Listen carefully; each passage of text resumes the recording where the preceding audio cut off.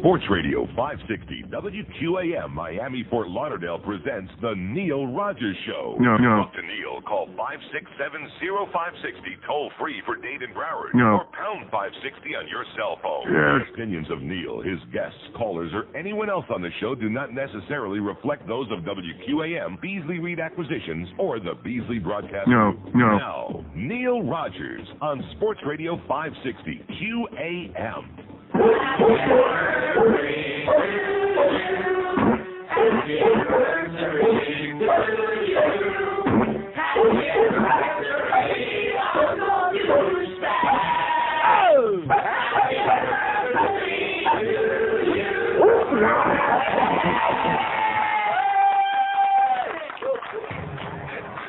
Sarah, what's the matter? Oh, Judy, I just found out. Michael has hard-on. Oh, no. I just don't know what to do. Well, when Shirley's boyfriend had one, he went to the Hard-On Treatment Center of America. Hard-on treatment center? Yeah, it's a place where they teach men how to wake up small and uninterested. Do you think they could help Michael? They were very kind and caring when Philip had his boner. He doesn't even watch the USA Channel at night anymore.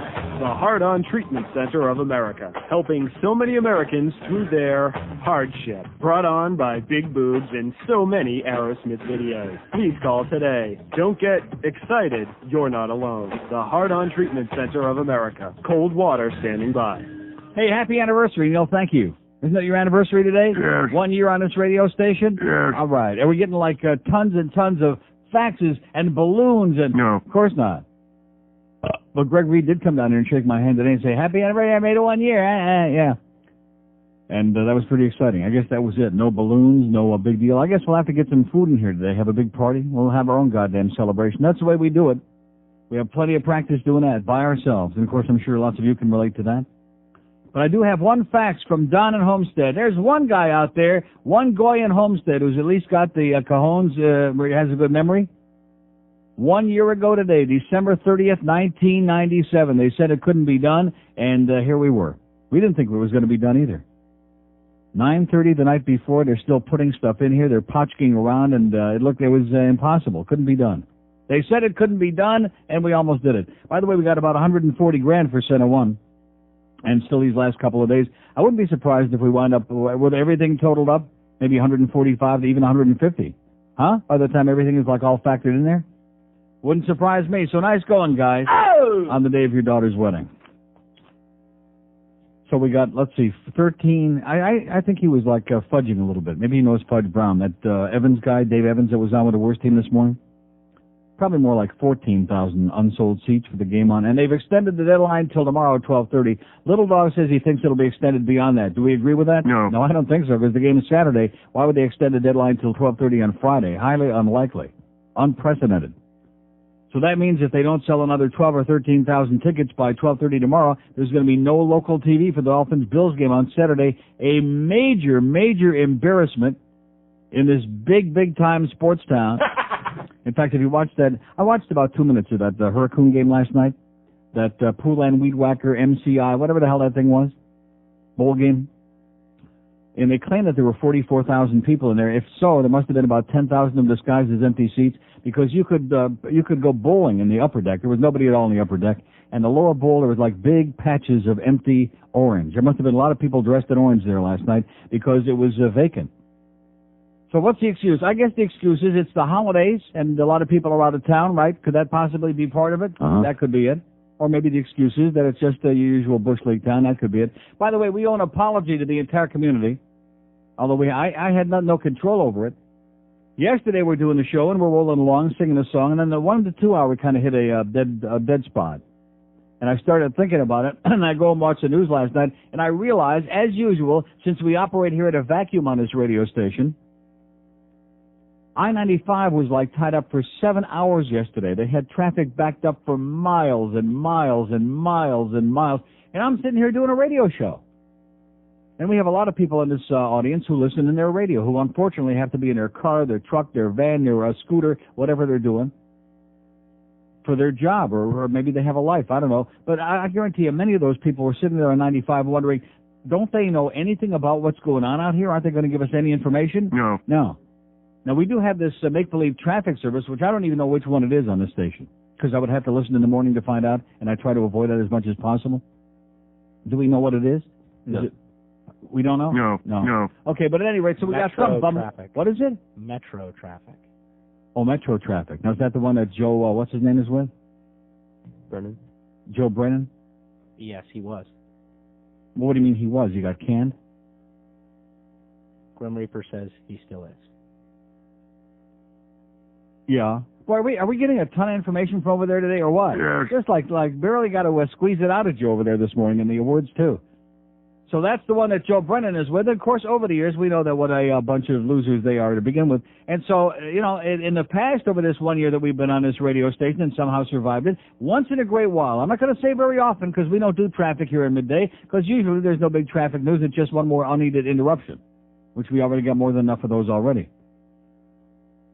But in the past a couple of times, there have been those occasions, I think like maybe twice in the last year, when they've come on and said, hey, well, guess what? There's a problem on the turnpike. There's a problem over here on the Palmetto. Please put it on the air. Let your listeners find out what's going on. Because yesterday when I came in here, 441 was all backed up. I mean, it was.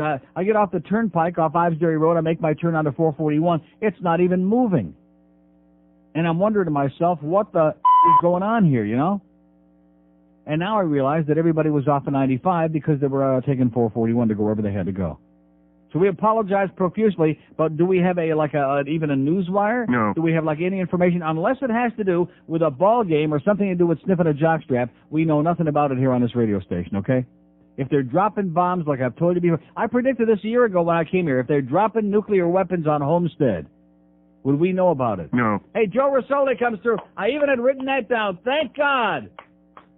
Thank God for our good buddy Joe Rosoli from Roth Office Supply. Yeah, we had a little bit of a problem here. Again, another little insufficiency. I don't want to bellyache because we're certainly not as cheap as Clear Channel, which I'll mention that Rick and Sud story again because it happens to be true and very, very sad. The cheapest bastards on the face of the earth buying up every station in sight, Clear Channel Broadcasting. So even though the Beasleys are as tight as a snare drum, not even in the same league with Clear Channel, but Joe Rosoli comes through with our 1999 calendars. Oh! Those big planner calendars, like if you have to actually write something down on them, so you have some idea of what's going on. Because unfortunately for the rest of the staff, the calendars, like for the sales holes and all the other people around here, they're not going to be until what? You said February. Till February. Now, they didn't say what year. Maybe we have a Y99 problem here. What channel is that, Y99, huh? We got a little bit of a problem here. We can't get the new calendars in quite in time, so by February, maybe if they're lucky, they'll have them. But we got them now right before the end of the year, thanks to Joe Rosoli. Oh! Nice going, Joe. God bless you. And Happy New Year, et cetera, and so on. 8 minutes after 10, I want to get that thing on that was that great piece about Channel 4, A Scandal by Howard Beale. I got that here somewhere. Here it is. And then, of course, we have to do the history of all the happy dances at the football games, all that juking and jiving, all that horrible crap that goes on that a lot of you pretend that you really think is entertaining, and in the meantime you're just sitting back there saying, hey, look at that nigger act like a nigger. That's what it's all about. It's embarrassing. It's humiliating, and I keep trying to tell all you poor black folks out there, stop letting white America continue, keeping you under their thumb by participating and advocating and enthusiastically embracing behavior that makes people look like Stephen Fetchit. It's garbage, okay? I don't want to single anybody out. We don't need any more apologies from Lamar Thomas or anybody else. But the fact is, cut the crap already, okay? It's got nothing to do. There is no separate culture for celebrating. It's like saying, oh, well, I'd be driving this way because we got a separate culture. We'd be driving this way, okay? You'd be driving one way on the road, but I'd be in the other lane, okay? That's a cultural thing. Does anybody believe that? No. Of course not. But at any rate, don't go getting all worked up about it. It's the 30th of December. We got it licked 1 year to the day. Look at the phones. They're lighting up like crazy, aren't they? No. Happy anniversary, Neil. 1 year on QAM. They said it couldn't be done. Sports Radio 560 QAM. Oh, God, Neil. What the New York Times once dubbed as approaching humorist, Mark Russell. Well, as you know, the Commander-in-Chief has been accused of being caught with his pants down, shall we say. So, I wrote this little song about it, and it goes something like this. The President and the Intern, the President and the Intern, he allegedly dropped his pants on the President and the Intern. Mark Russell gives you tart political commentary in 20 original songs that all sound exactly like that. She went to get a job, she went to get a job. Kathleen Willie got felt up when she went to ask for a job. Mark Russell live this week on PBS. For a guy who doesn't sit down when he plays the piano, he's pretty funny. Bill Clinton likes oral sex. Bill Clinton likes oral sex. Did I mention he likes oral sex? Bill Clinton likes oral sex. Thank you. Oh, what a crowd. Oh, what a laugh a minute. Now, he is the worst. 10:14 at 560 WQAM. Here's a fax from Bill, who says happy 1-year anniversary, et cetera, and so on. Thanks a lot, Bill. Here's another fax that says more out-of-town scores, please, on that scoreboard there at the Panther game, instead of showing all those idiots constantly up so they can see themselves on the scoreboard up there at center right. Let's see the out-of-town scores instead of just between the periods. Actually, for a while there, I think they lost their minds for about 1 or 2 games, and actually were showing them up there in the corners all through the game. But we won't want to see that anymore because, let's face it, if you're not interested in the local score, why in the world would you be interested in the out-of-town scores? In other words, there are no fans there anyway. But I'm not going to go back into that again. That's my New Year's resolution. Forget it, because they don't care. That's one of the least interested things of anything in the world in this town is the whole hockey scene. They don't know about it. They don't care about it. And I keep trying to convince myself of that, and it makes me want to cry. So anyway, Howard Beale, whatever this guy's real name is, in CityLink, December 23rd, a week ago, writes in Media Watch, here's mud in your eye. CBS's glory days in South Florida are long since over as WFOR continues its downward slide. There was a time not so long ago when the Columbia Broadcasting System was revered as the one to emulate in television news. From the early days of scratchy black and white images to more recent times as satellite images bounced around the globe and from planet to planet, working for CBS meant adhering to a code of ethics, loyalty, and journalism. In South Florida, CBS television once meant Ralph Redneck, followed by Walter Cronkite or Dan Rather, solid community reporting, and a disdain for reaching into the snake well pits of flash and trash newscasting. Welcome to the latter stages of the 20th century, Alice. This certainly isn't your father's CBS in Miami anymore, and to be fair, it shouldn't be. The technology of news gathering and reporting has advanced so far and so fast in the last decade, what used to be the preeminent source of televised information would now be looked upon as video dinosaur bones. Progress and all that, you understand. But what CBS has accomplished here in South Florida certainly has never been done before by any other corporate owner of any of the other top or 20 rated markets. Beginning with the purchase of then independent WCIX Channel 6, continuing with the great signal swap with NBC, and becoming WFOR Channel 4, ending with the recent and still pending personnel changes, CBS has made history. They have single-handedly created the most annoying, least creative, uninformative, poorly staffed, badly managed news station in the history of television. Oh! Hands down, no question, and those are the good points. Let's begin with the signal swap. When NBC bought WTVJ in Miami, CBS execs in New York City panicked, realizing they had to do something or surrender the potentially lucrative market to the competition. Their only alternative was to buy WCIX Channel 6, which was respected but had an audience-limiting weak signal. Making a very long and convoluted story short, CBS coughed up millions of dollars to swap Channel 6 for NBC's Channel 4 and renamed the station WFOR. CBS officials trumpeted the deal as a major coup. They couldn't lose management schemed. Lose they did in the most embarrassing manner. Channel 4 has never made a consistent profit for CBS, and while experiencing brief moments of success, has slipped into the television netherworld of rarely, if ever, being a newscast rating contender. All this while those rubes from NBC who took the CBS cash and ran with a rotten signal filled the anchor desks of Channel 6 with well-known faces and blackened CBS's eye on an almost daily basis. CBS made every mistake possible in those early days. The most damaging was jettisoning veteran anchor Barbara Sloan. Never flashy, but always a solid reporter. While station officials denied it, most believed she was bounced for being too old and not fitting the station's new, flashier image. Sloan and many others were replaced with a seemingly never-ending stream of Ken and Barbie types and stick artists who are now featured on tapes used by broadcast instructors to vividly illustrate what never to do in television news. Most of them, thankfully, have forever faded from memory. Fast forward to the painful present, where Channel 4 is losing money hand over fist. Credibility ratings are plummeting, and morale is only slightly higher than death row before the juice is turned on. CBS wheels in New York are tired of shelling out huge bucks for a huge failure and decide something must be done quickly. In walks Mel Karmazin, the former head of Infinity Broadcasting, considered one of the true visionaries in broadcasting. Then again, everyone in the industry knows visionary is usually manager speak for hatchet-wielding, bloodless assassin who knows the only way to make real money is to treat workers like the pharaohs treated slaves. Everyone from the top down at WFOR shudders when the announcement is made. Everyone. general manager Alan Shacklin. His days are numbered. Shacklin managed to survive in a sea of red ink since the early days of CBS purchase by promising ownership that things will get better. They don't, of course. He's about to get bounced when he announces he's leaving to spend more time with his family. Weeks later, he accepts a position at a TV station in Atlanta. Guess the family didn't look so good when viewed up close and personal. That and having escaped with a tidy buyout didn't hurt either.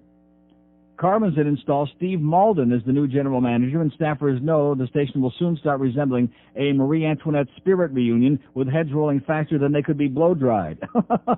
This is great. This is one of the great columns, and of course it has to be in CityLink that nobody reads.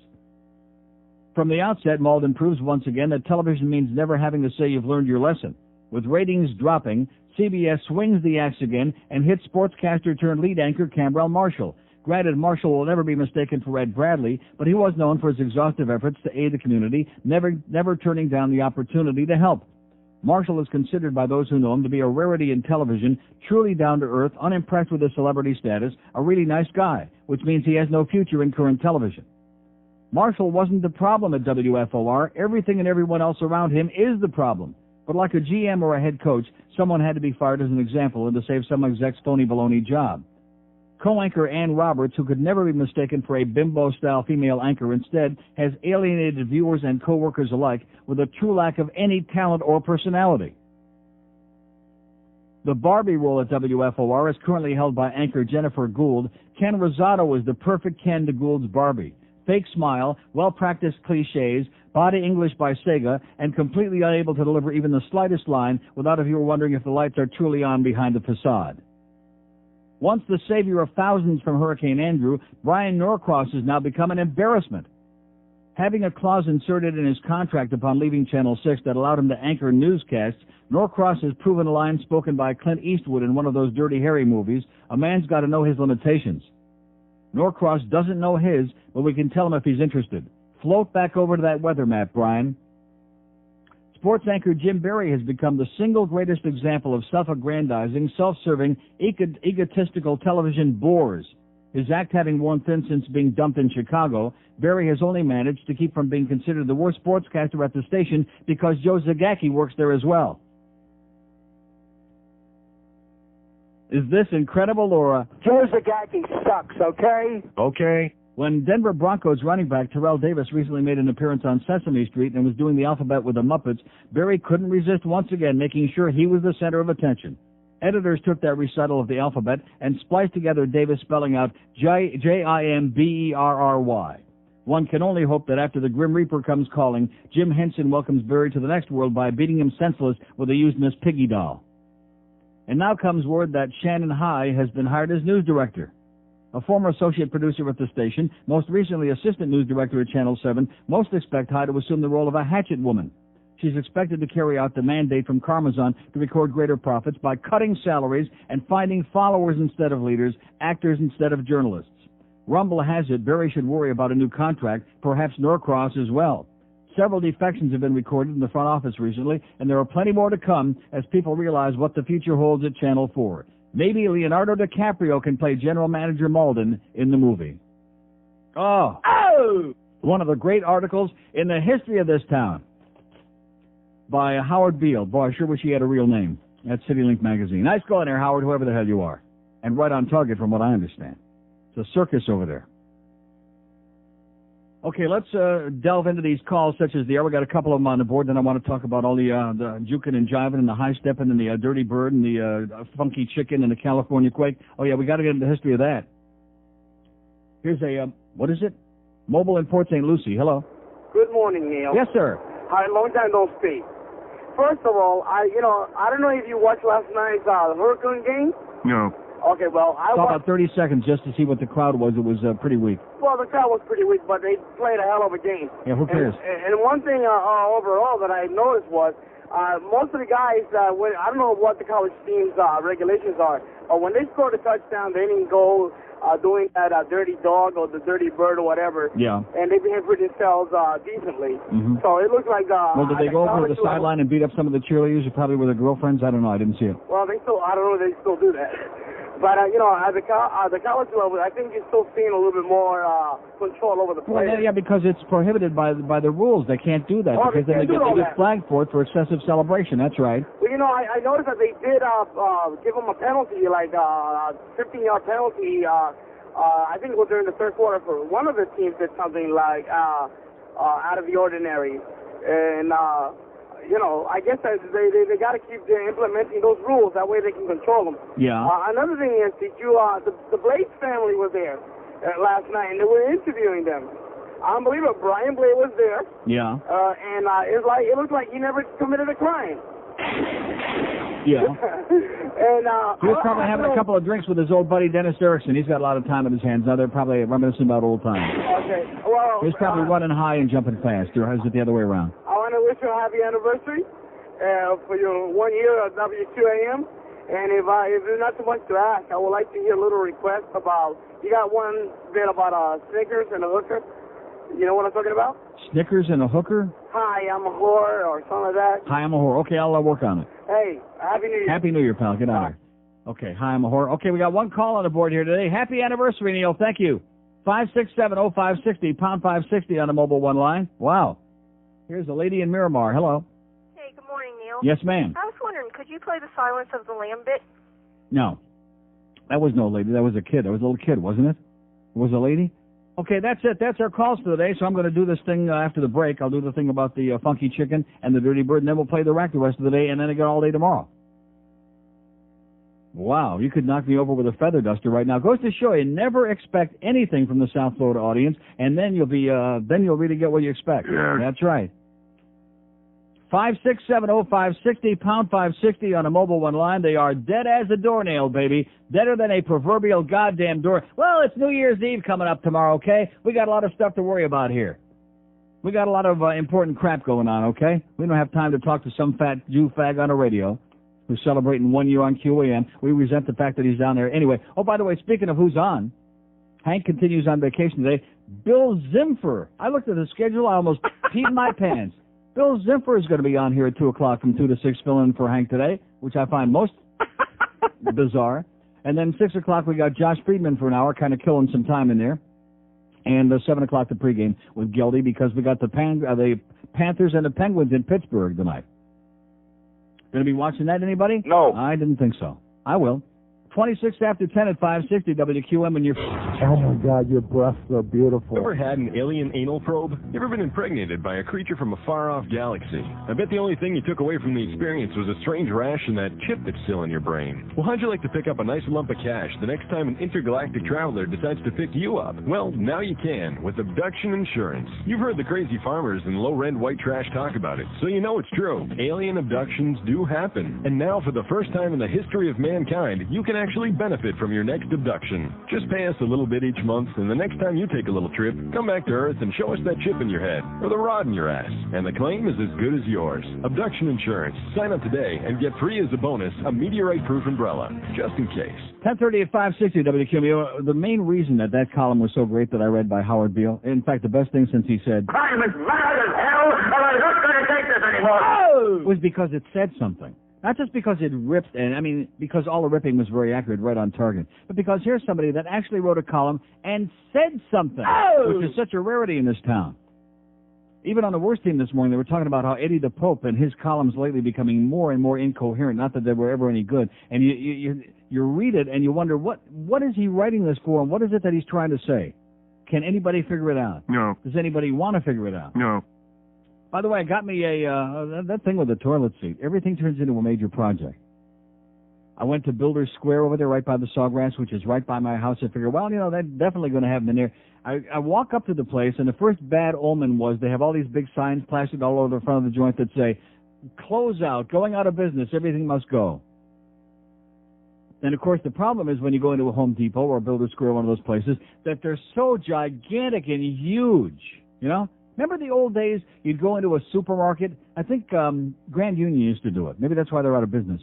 And there used to be on the front, right at the front of the store, there used to be like a big directory. And like if you were looking for like toilet paper, you looked up there, toilet paper, aisle 7. You wanted the spaghetti sauce, spaghetti, aisle 6, whatever it was. And you go into these gigantic places, is there such a thing anywhere around? No. And so I'm wandering around, and some guy who's a listener, hey, Neil, how are you? I said, hey, great, where are they? I'm going to find toilet seats. Oh, well, there's not a very good selection left. There's not too many left, but they're in aisle 14. Because this place is going out of business. They're selling everything out. Why would Builders Square be going out of business there? Home Depot. It's putting them all out of business. Well, like I said, Home Depot's putting them out of business. Just like that Kmart will be gone pretty soon, too, because Walmart's going to... Well, I'll get to Walmart in a minute. So anyway, I go over there, aisle 14, I look, and here's where there used to be, evidently, once upon a time, a whole lot of toilet seats. And there's, a smattering of toilet seats there, but all of them say regular bowl. And then I find a box that says elongated bowl. And I thought, oh, here we go. And I pull the box forward, and it's a blue toilet seat. What shade of blue? Baby blue. Powder blue. A blue toilet seat. Now, in my case, I guess it couldn't hurt my image any, okay? But am I ready quite yet at this stage of my life for a blue toilet seat? No. No. And, of course, that's why it was still there. Then they have wooden toilet seats. Now, the last thing I need is to have, wood in my... Rectum. Right. Okay? Well, why would anybody get a wooden... Because, first of all, wood, especially down here in South Florida, with the humidity, wood rots. Oh, excuse me, I've got a little Rectum problem. So, to make a long story short, after wasting all my time wandering about 500 yards worth of space there in goddamn Builders Square, I walk out of there with a disgusted look on my post like, forget about this, because they got crap. So now I go over to Walmart, which is right next door. I figure, Kmart didn't have what I wanted, but Walmart is certainly a step above Kmart, isn't it? Like a half a step? Yeah. A quarter of a step. Oh, excuse me, let me get this splinter out of my... Rectum. But at any rate, so I go in there and I look around, and sure enough, within a matter of moments, I find a guy with the outfit on. I say, hey, can you tell me where I find the toilet seats? Go to the red line and make a right. Didn't even look up. Okay, I go to the red line and make a right. There they are. And you know what? I look at them, and they're all like little baby toilet seats for little baby toilets, and people with little small baby rectums, I guess. But just as I'm ready to walk out, and I'm thinking, geez, I'm going to have to go to another place to get a goddamn toilet seat? I mean, why should you have to expend this much effort? And I look down there on the bottom, kind of off in the corner, and here's two of them that say, for elongated bowl. It's got like a sticker on the front of it, for elongated bowl. And sure enough, there was like a selection of colors, white or white. Yeah, that was the selection of colors, either a white one or a white one. So I got a white one. For, what? What am I going to do? This isn't something I'm going to spend my whole life on, okay? So for $16.99, I get me a white toilet seat. And I take it home. And, of course, the toilet is not white. The toilet is like beige, almond, whatever they call that, In most houses and apartments, they got like either white or almond, or in a real fancy schmancy place, black maybe for like refrigerator. It's almond. So I put the thing on there, and I screw it all in, and it fits it lovely, but it looks, looks a little goofy. A white toilet seat on an almond toilet. But I got me a toilet seat. Oh! No, seriously. So what I'm going to do is when I have some time, I'll figure out, I guess I'll go to Home Depot. Would that be the logical move? That'll be my next. It'll only be a 10-step process, getting a goddamn toilet seat. And I'll go over to Home Depot, I'll mosey on over there, and I'll see if they have like an elongated, in an almond color, one that actually matches the bowl itself. And I'll take this one, I'll do the same I did with the first one, and throw it away. Oh, you're not going to take it back? No, I'm not. No. So that'll be $27 worth of toilet seats that I will have thrown out. Huh? Hey, listen, when you got it, easy come, easy go, okay? I'm not going to take it back. I'd rather throw it in the dumpster than take it back. I would say anything under $20. If I buy something under $20, and if it doesn't work out, I just toss it. I'm not going to take it back and go standing online and go through a big song and a dance like those jackasses that go to Eckerd's and stand online and make everybody else's life miserable for refunds. Can't do it. So the mystery of the toilet seat is solved. That's taken care of. There's one. Let's take a call, a mobile in Coconut Creek. Hello. Hey, Neil, how you doing today? Great. Hey, listen, I'm a kitchen designer at Home Depot. It's funny you were just talking about that. Yeah. And one, I wanted to say Happy New Year to you. Your show is a great show. I really enjoy it. Great service to this community, no matter what that little twerp Buddy Nevin says. Hey, listen, what you were saying about the Boulder Square, they are going up because we're buying them all out. Yeah. Okay. But couldn't you have waited another month or two so they had a better selection of toilet seats? I'm sorry. But listen, here's my guaranteed promise to you. If you were to ever come over to my store, I'm at the Copen store on Copen's and 95. Oh, no chance. No. Well, just listen. Yeah. Here's my promise to you. If you ever come over here and you need any help whatsoever, you come and see David in the kitchen department. Yeah. I will personally walk you around the store and service anything that you need. You'll service me in the store, yeah. Well, I don't know about you. I have a guy that maybe will service you, but other than that, it wasn't an elongated bowl. It was an elongated bow. Uh-huh. All righty? Well, there's nothing wrong with having something elongated, but it's not the bowl I had in mind. Okay, David, have a great New Year. Yeah, thank you. You too. I'll be seeing you real soon up there on Copen's Road, won't I? No. Okay, we have an open line in Day 1 in Broward, 567. Oh, so the other thing I want to get some assistance on today, since these people are, like, pretty boring, I want to find out about my passport, because the people from the passport office in Miami a few months ago sent me the renew by mail thing. I don't want to renew my passport by mail. I want to go over to my mailbox place and get a couple of passport photos, and then go, like, within the first week of the new year, meaning next week one day, I want to go over and do it in person and get my passport renewed immediately, because it's not something that I feel comfortable mailing off and waiting for it to come back, the new one.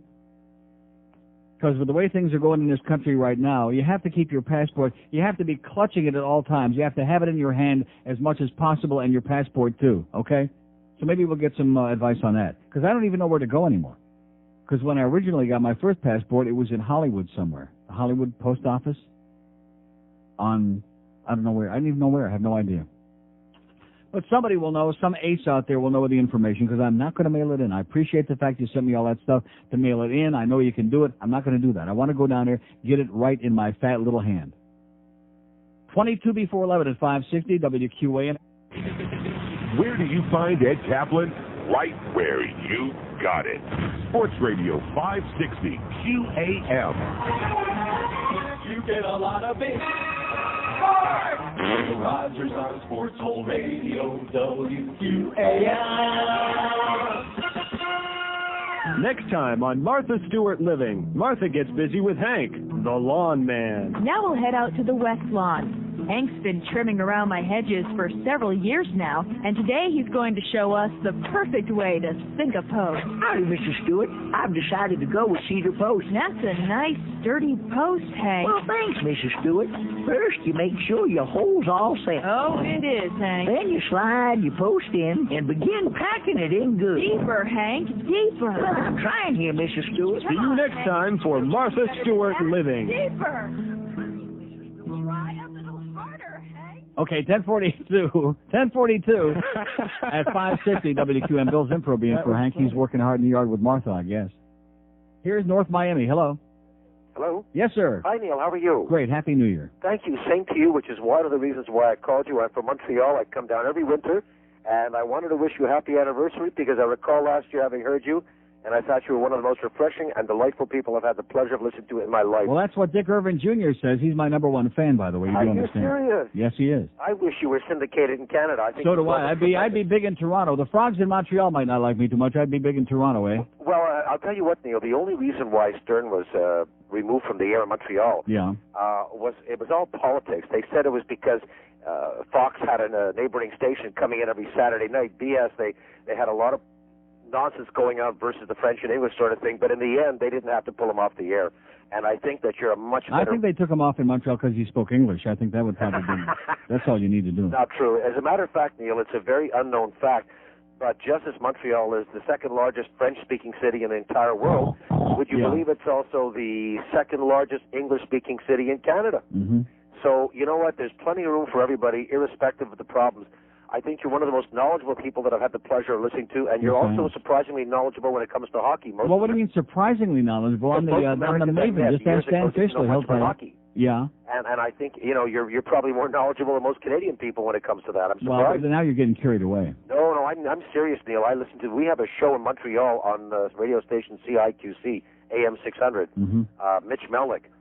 And he's well aware of what you're all about, and he enjoys you. Furthermore, I pick you up on the Internet every day between 10 and 2. Excellent. Well, listen, we're going to be having a seance with Danny Gallivan a little bit later on today. Oh, my God. Danny's going to be on with us, and also Bill Hewitt's going to be on. Foster Hewitt's going to be in the 1 to 2 hour, yeah. Neil, I just wanted to say Danny Gallivan will probably, along with Frosty Hewitt, go down and probably is already immortalized in the annals of hockey descriptions. We've enjoyed him way back when, and although I'll tell you I lost interest in terms of attending games because the prices are just unaffordable. Mm-hmm. Neil, you can go to the Molson Center, which is the replacement of the old Forum, and I promise you, for two people, to park the car, have a little snack, and sit down and sit in the top seats, you're talking between $2 and $2.50 for a night. That's Canadian, but still, it's incredible. Yeah. Especially for all those cheap frogs up there, they won't put up with that. Well, wait till you see the new Air Canada Center. By the way, it's beautiful. Looks great on the outside. I haven't seen the inside yet. Well, you know, beautiful. Neil, it's funny. They say it's going to replace a monumental place in Maple Leaf Gardens, and probably will. But you know what, Neil? The truth is, I was there last year. It was a barn. It wasn't like the Forum. The Forum had been refurbished. What was a barn? The Maple Leaf Gardens. Oh, my God. I can't believe you said that. I go there all the time, sir. It is not a barn. It's still got all. I can't believe you said that. Now you're letting your allegiance get in your cloud of your judgment. I was at both. Maple Leaf Gardens is the greatest place in the world. Neil, were you ever at the refurbished Forum? I say refurbished. I've never been to Montreal. I don't go. There's too many frogs there. Neil, the truth of the matter is, I won't go into the whole politics. In closing, yes. But I will tell you this much. Toronto is the corporate entity of Canada, but Montreal is still, it's like comparing Los Angeles. That's why people are bailing out of there like they got bad BO, which I think they do. Well, listen, have a great New Year, pal. Neil, all the stay off the beach in Hollywood. Thank you very much. Get out of here. Oh, my God. Maple Leaf Gardens is a barn, this man said? Oh, Jesus. Well, it's no Macarena, I'll tell you that.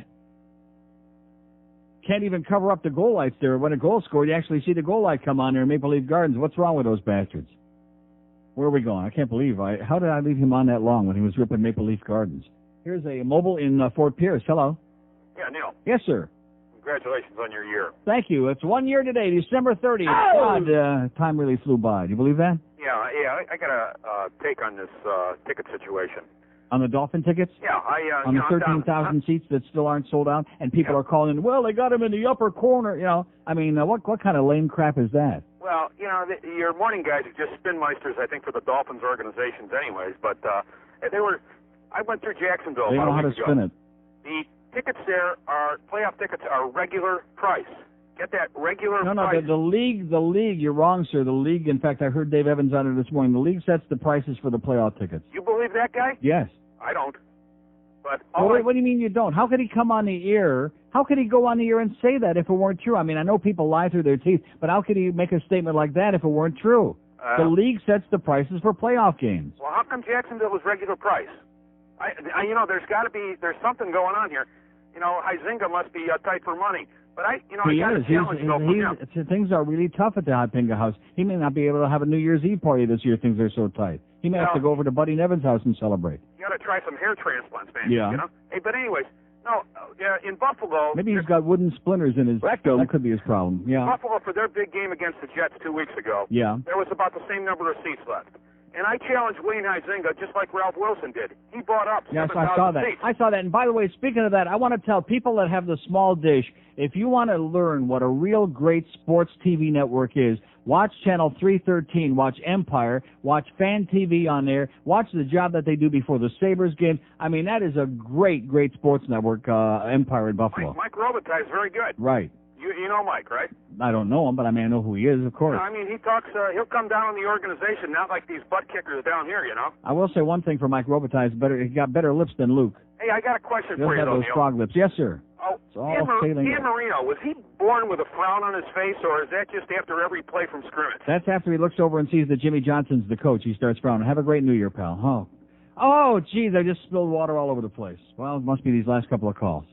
I almost got it. I got my finger on the... Don't worry about it, okay? I'll take care of it. I got lots and lots of towels here. Relax. It's our 1 year anniversary. I'm getting a little bit too excited. What? No, I did not spill it in the board. I spilled it off to the side. See, I'm not like, what's his name there? Your good friend, Steve Nosering? Wasn't it Steve Nosering that spilled all the stuff in the board there? No wonder. Big gulp Dr. Pepper. Yeah, a big gulp Dr. Pepper. No wonder Brooke hated him like poison, huh? Now, she hates everybody. Well, it's always somebody else's fault. Maybe that's why her show sucks so bad, because everybody else in the world makes her show suck. Makes her sound like a jappy, obnoxious yenta from New York with that phony put-on thing of hers, okay? So the Rick and Sud story, I hope you're spreading the word about that, because it's not a story. It happens to be true. And by the way, I don't tell you that story with any with any degree of enthusiasm, because I wish them only the best of luck. They're good guys, even Rick. and I wish them all the luck in the world. And, of course, being locked in there with Clear Channel, they'll need it. And being involved in any way, shape, or form with Pete Bolger. See, let me just tell you this. Here's a message for Rana Wolf over there at Queer Channel, okay? Rana, I know you like me a lot. You respect my talent. You'd kiss my ass if I could work over there. But the fact that you got a guy like Peter Bolger as your henchman, this tells me that you guys over there haven't got a clue. In addition to which, it doesn't make any difference anyway. Because every Clear Channel station in America blows. They haven't got one good station on the air in the country because they all are cheap. They put all this syndicated garbage on there. They got Dr. Laura, they got Fat Ass on there, and that's it. That's all they know is syndicated. And anybody that they are paying money for the rights to their shows, they're trying to goy them down to a lower number anyway. So they can give you all the big song and the dance and all the flash that they want. But the fact is, it's a real cheap-ass outfit that even makes Beasley Reed look like the last of the big spenders. And doing that is almost impossible. No, seriously, we never believed that could be possible. Clear Channel, cheap, obnoxious, destroying people's lives. And what did I go on the air and say 3-4 years ago when the FCC relaxed the rules and they allowed just a handful of companies to buy up all the stations? I said it would be bad for the people in the business and it would even be worse for the audience. No more creativity, no more originality, no more paying people big bucks to bring in some serious talent. Now let's just open up a pot and put some syndicated crap on there and see how many spots we can sell. And that's what it's all about. Here's a mobile in North Miami. Hello. Hello. Yes, sir. Neil? Yes, I am. How you doing? Great. Good. Love your show. Happy anniversary. And the same to you, sir. Happy New Year, I mean. And happy anniversary whenever that comes. Hey, I just want to tell you about that Builder Square. That totally made me laugh because that place deserves to go out of business. That is the worst crap house store to ever go to. Not just because they're going out of business. Now, you mean that particular one or all of them? No, that particular one. Yeah, why is Nobody knows their ass from a hole in the ground in that place. Yeah. You couldn't get a straight answer out of anyone. It's a good thing I ran into that one guy who knew me in the place, because if I wouldn't have ran into him, I think I'd still be walking around. You can't find anything in there. It's just a mammoth junkyard. You're much better going to the Home Depot anyway. Okay. For the toilets. Maybe, you know something, you know how people collect stamps and coins? Maybe I should just start collecting toilet seats. Oh, you make me laugh. Because if I could go back in the dumpster, I got the original one that broke. I got the one that the little baby one I bought at Kmart. I got the one from Walmart. That's 3. And when I get my new one, I'll have 4. Oh! But not too many other people in America got 4 toilet seats for the same toilet. I just pictured you down there changing the seat. That made me laugh. You down on your hands and knees in your bathroom changing the rim. Believe me, after some of these shows some days, I go in the bathroom and I'm on my hands and knees all right. Listen, have a great New Year, pal. You too. See ya. Bye. Okay, we have an open line in Dade 1 in Broward. Fine, like today, it's our 1-year anniversary on this station. I don't denote any, where's all our friends today? Happy anniversary, Neil. We love you. Bye. That's it. That's all it takes. They don't care enough to send their very best, to send their very worst, to take one moment out of their busy, busy day. They're not busy doing anything in this town. See, that's the excuse. Oh, well, I'm so busy I don't have time. Doing what? Doing what? Going to the Sawgrass, seeing how many illegal aliens just came in on a bus? Don't tell me you're busy doing something in this town. There's nothing to do here. You play golf, you play tennis. You play tennis, you play golf. You go to the Sawgrass, you go to a ball game. Not that you have any interest, but at least it's getting out of the house. That's it. You go to South Beach and get stoned. You watch the drug addicts posing down there. That's it. Oh, well, we're hanging out at Cocoa Walk. Great. That's pretty exciting. Oh, man. And what's that plastic place up there in Boca I can never think of the name of? What is that damn place up there where they're always, whatever that place is? It's another Sawgrass, another one of these joints. What is it? In Boca? You don't know either. You never know. I always ask you this and you never know. I don't go to Boca. Well, I don't either, but there's a place up there. Don't you remember David, the paramedic? Remember him? I remember him. Haven't heard from him in a long time. Is he going to call and wish me a happy anniversary? No. Of course not. How about Roberto, who disappeared? We're going to hear from him? No. The Knots Landing lady? No. Is he? No. No.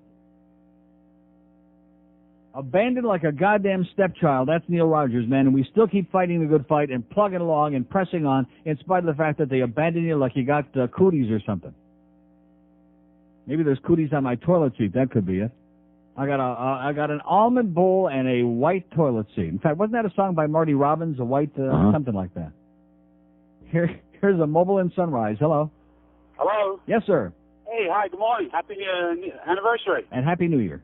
And happy birthday to me. And is it your birthday today? Yes, sir. Well, how do you like that? And I got your tapes, and they were great. Great. And the answer to your question is your City Hall and Plantation does passports now. Oh, they do? On paper. Yeah, there was an article on paper about 2-3 weeks back about it. Are you serial? Serial. Now, how does that? Do you have any idea how that works? If I get if I take my present passport and I got my new passport photos, can I go in there and get it like in one day? I have no idea, Neil. I saw it in the paper because I know you had mentioned it back about 4 months ago that was coming up. Right. And I was, I read the paper and I said it because I know I'd opened up. They got one up here in Broward somewhere. Then I saw that in the paper. Excellent. Thanks for the good news. All right. Take care. Happy. Thank you. Bye. Okay, there you go. There's the guy that's got some information that I want. I can go ahead and get my new passport. That carries you for another 10 years. Oh, boy, I tell you, any of you walking around out there without a passport, boy, you must be crazy. You must be out of your mind. Your life must be on delay, as in Tom Delay from Texas, okay? You must be on slow delay. Because the Nazis are coming, baby. You can hear them marching and the goose-stepping. Or maybe that's just the food on the way. Speaking of food, it's our 1-year anniversary. Anybody offer any food yet? No. Huh? I mean, Joe Rizzoli came by. Thank God somebody still loves us. Now, Sal Falcone was here a couple of days ago, brought us a lot more Soleil water and all that extra virgin olive oil and all that good stuff. Sal still loves us. Joe Falcone still loves us over there at Roth Office Supply. Brought us all our new planner calendars for the coming year. How many did he bring, by the way? 2. Excellent. Boy, what a great guy he is. Also brought me a couple of new pens. Keeps trying to peddle me that eye, the eye thing, the operation. What do they call that? Radial keratotomy. No, I don't know. The laser surgery. Yeah. Oh, yeah, you can throw away those glasses. You can get yourself, In the meantime, I've got this flu virus that's been going around where I take my temperature, it's normal, but it feels like, have you ever had that where your skin feels warm and you got achy, breaky joints? Little flu virus. And it's just enough to be annoying. Not enough to go to the doctor, not enough to take anything, but just enough to be annoying. It's kind of a good way to say goodbye to this goddamn year of 1998. What a year this was, huh? Well, it had its ups and downs. Had a bunch of Nazis running around talking about blowjobs and stains on blue dresses and all this bullcrap. And then come to find out the Nazis were busy screwing their brains out too, as if that was some big surprise. 10:57 at 560 WQAM. Bill Zimfer for Hank Goldberg today from 2 to 6. Oh! Anybody know who that is? No. The Neil Rogers Show, now on 560 WQAM, Miami, Fort Lauderdale. This is the Neil Rogers Show. This is your brain. Any questions?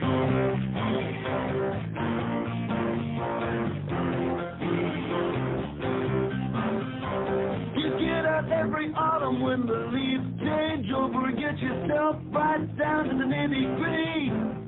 Winds are blowing, leaves are falling, and a job to you is calling so that you can get your lawn back looking pretty.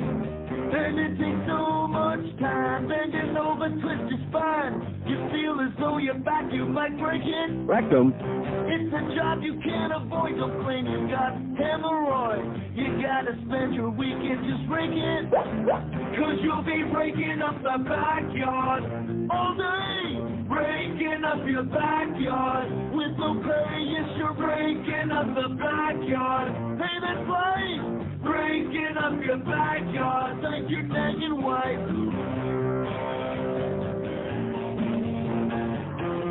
By the way, all those people I mentioned before, we're sure they're all out of town for the holidays, aren't they? That must be the reason that they're not. No, they're not. Hey, by the way, guess what I got to buy the audience the rest of the day today? Now, we aren't giving stuff away on the show, ordinarily, and it's worked very well the last few months we stopped doing that. And again, I think that's one of the best things that happened in the new year, that one caller who told me in very emphatic terms, stop giving crap away, okay? Because these freeloaders kill a goddamn show. And you know something, sir? Absolutely correct, sir. And since we stopped, I feel much better about myself as a human being. Even Buddy Nevins likes me now. You believe that? No. So at any rate, we do, but today is a holiday. It's like almost a New Year's Eve. And I don't want these stupid things. I'm not going to go. And, of course, a lot of you don't want to pay for them, obviously, because there's 13,000 unsold tickets. So let's do it by drawing, okay? About 1:30 we'll do a drawing. And everybody who calls and wants to be on the list, I got my personal pair, Section 217, Row 1, seats 9 and 10. And the purple preferred parking pass for the Dolphins-Bills playoff game this Saturday at PP Park. How do you like that? Wow.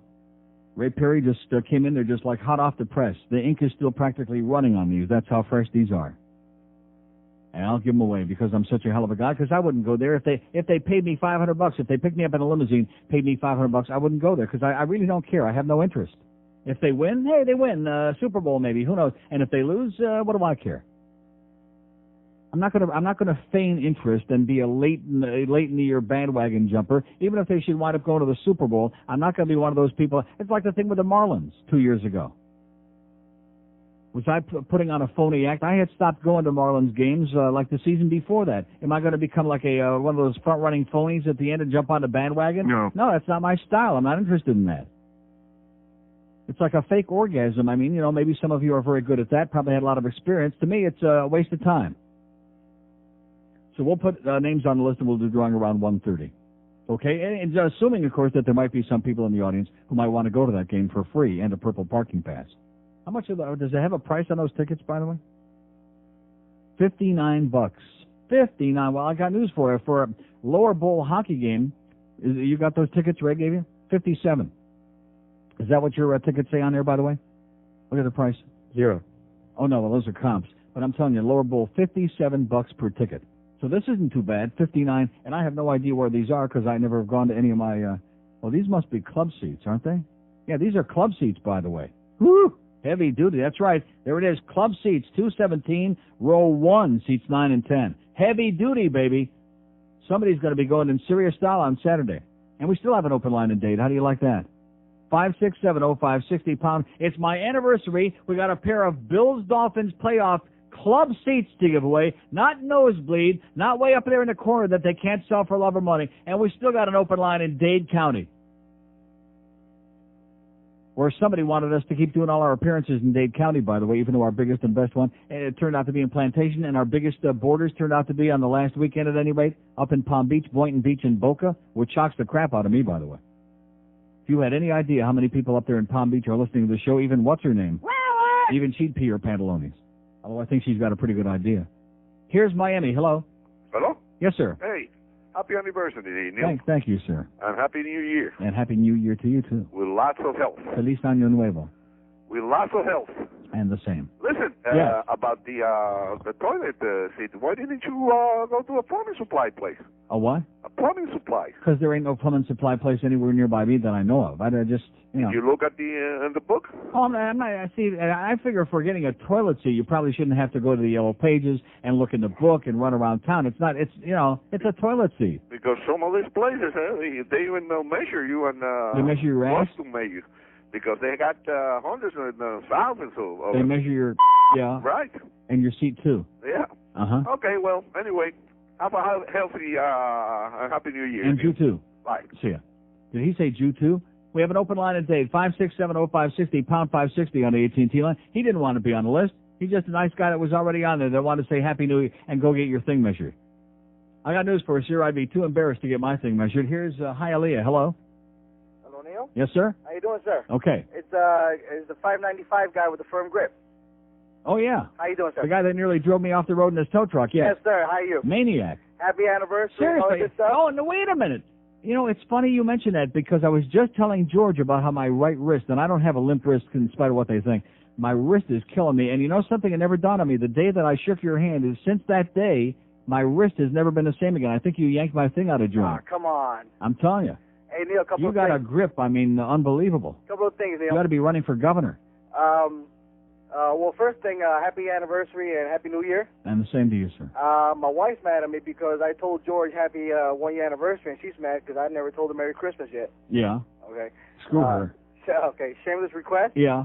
Anything you play is all right with me, Neil. Okay. You have a good one and enjoy your show. I'll see you on the road, pal. Bye-bye. Okay, and don't shake it so hard next time. In my hand either. We have an open line. I'm serious. This guy's got a grip. I mean, there's some people, you make judgments about people based on their grip. I have an ordinary, not a real limp, wimpy, faggy, thank God handshake. Not like a wet noodle. That's bad. You ever shake a hand of somebody that's got like a wet clam? Oh, boy. Bob Neal. Oh, yeah, Bob Neal from Atlanta, from Cox Broadcasting. Little wimpy guy with a little wimpy hand and a little wimpy, wet handshake. Clammy. Yeah, and does he also gives you one of those, too? Oh, man.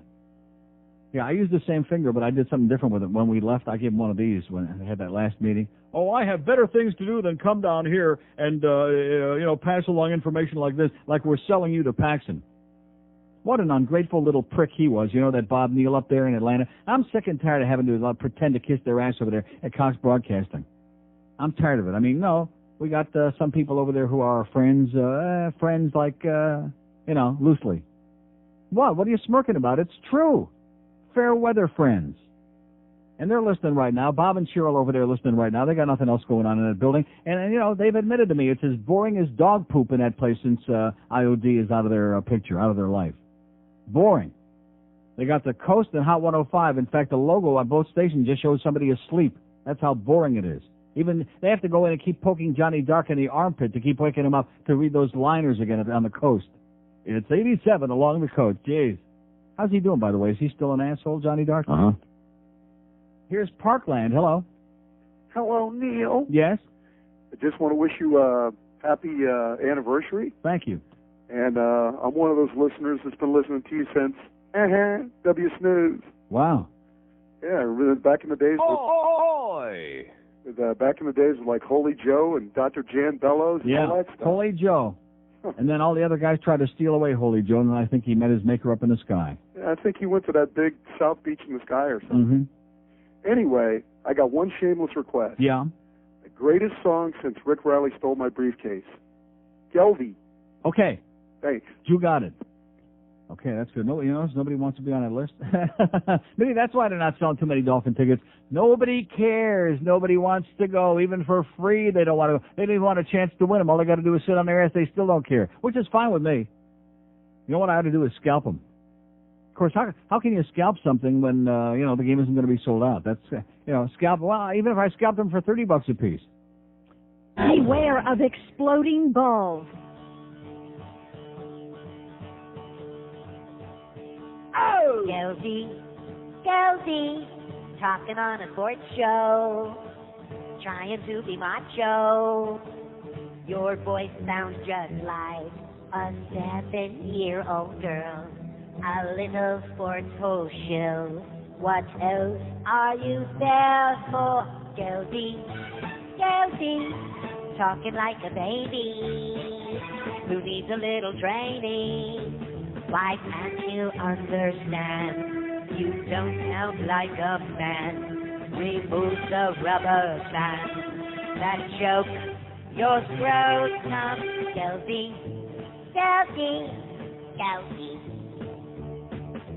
Geldy, your lucky management don't care. 'Cause Geldy, you don't belong there on the air. And Geldy, the sports can wait till your voice cracks. 'Cause anyone who sounds like that should find another job. And they should only take you back when both your BBs drop. Oh, Geldy, when you gonna grow up? You make us want to throw up. You silly squeaky fool. Go to broadcasting school. Your prepubescent voice make you sound like a putt. You're a putt. Yes. You're a putt. You're a putt. 11:15 at 560 WQAM. So anyway, just very briefly, the Lambeau Leap. Leroy Butler was the first Packer to leap into the stands in 1993 in a game against the Raiders, and teammate Robert Brooks soared with it the next season. It's not used as much anymore, but any celebration involving the fans gets high marks, say the assholes at Sporting News, who treat all of this as though, of course, it's really entertainment, and we love it. The Mile High Salute. Terrell Davis and the Broncos brought some class to touchdown celebrations with a simple salute, and now it's seen from Elliott Street to Sesame Street. And, of course, Jaromir Jagr in Pittsburgh stole that when he scores a goal for the Penguins. The Dirty Bird, here we go. The Falcons' foul play has both players and fans in the stands flapping their wings. Its popularity has flown as high as the numbers in the win column this season, and the Dirty Bird just might fly right to Miami for the Super Bowl, and it's no wonder a dance craze is popular with this team. Billy White Shoes Johnson works in the front office, which brings us to the Wobble. Johnson was truly the NFL's first showman, it says, with his touchdown celebration in the 70s and 80s, a dance in which he scissored his legs and rolled the ball up his arms and down his neck. He had kids in schoolyards and playgrounds everywhere emulating his whimsical moves. How sad that is. The Fun Bunch, the 82 Redskins, had fun all the way to Super Bowl 17. Formed as a sign of unity that receivers would pick up the slack in the wake of an injury to Art Monk, the Fun Bunch celebrated touchdowns by forming a circle, jumping in unison and high-fiving each other. Occasionally an errant player, preferably a cowboy, would be caught in the middle. The Fun Bunch's routine led the league to put in a rule in 1984 that was supposed to limit end zone celebrations to spikes, but unfortunately didn't work.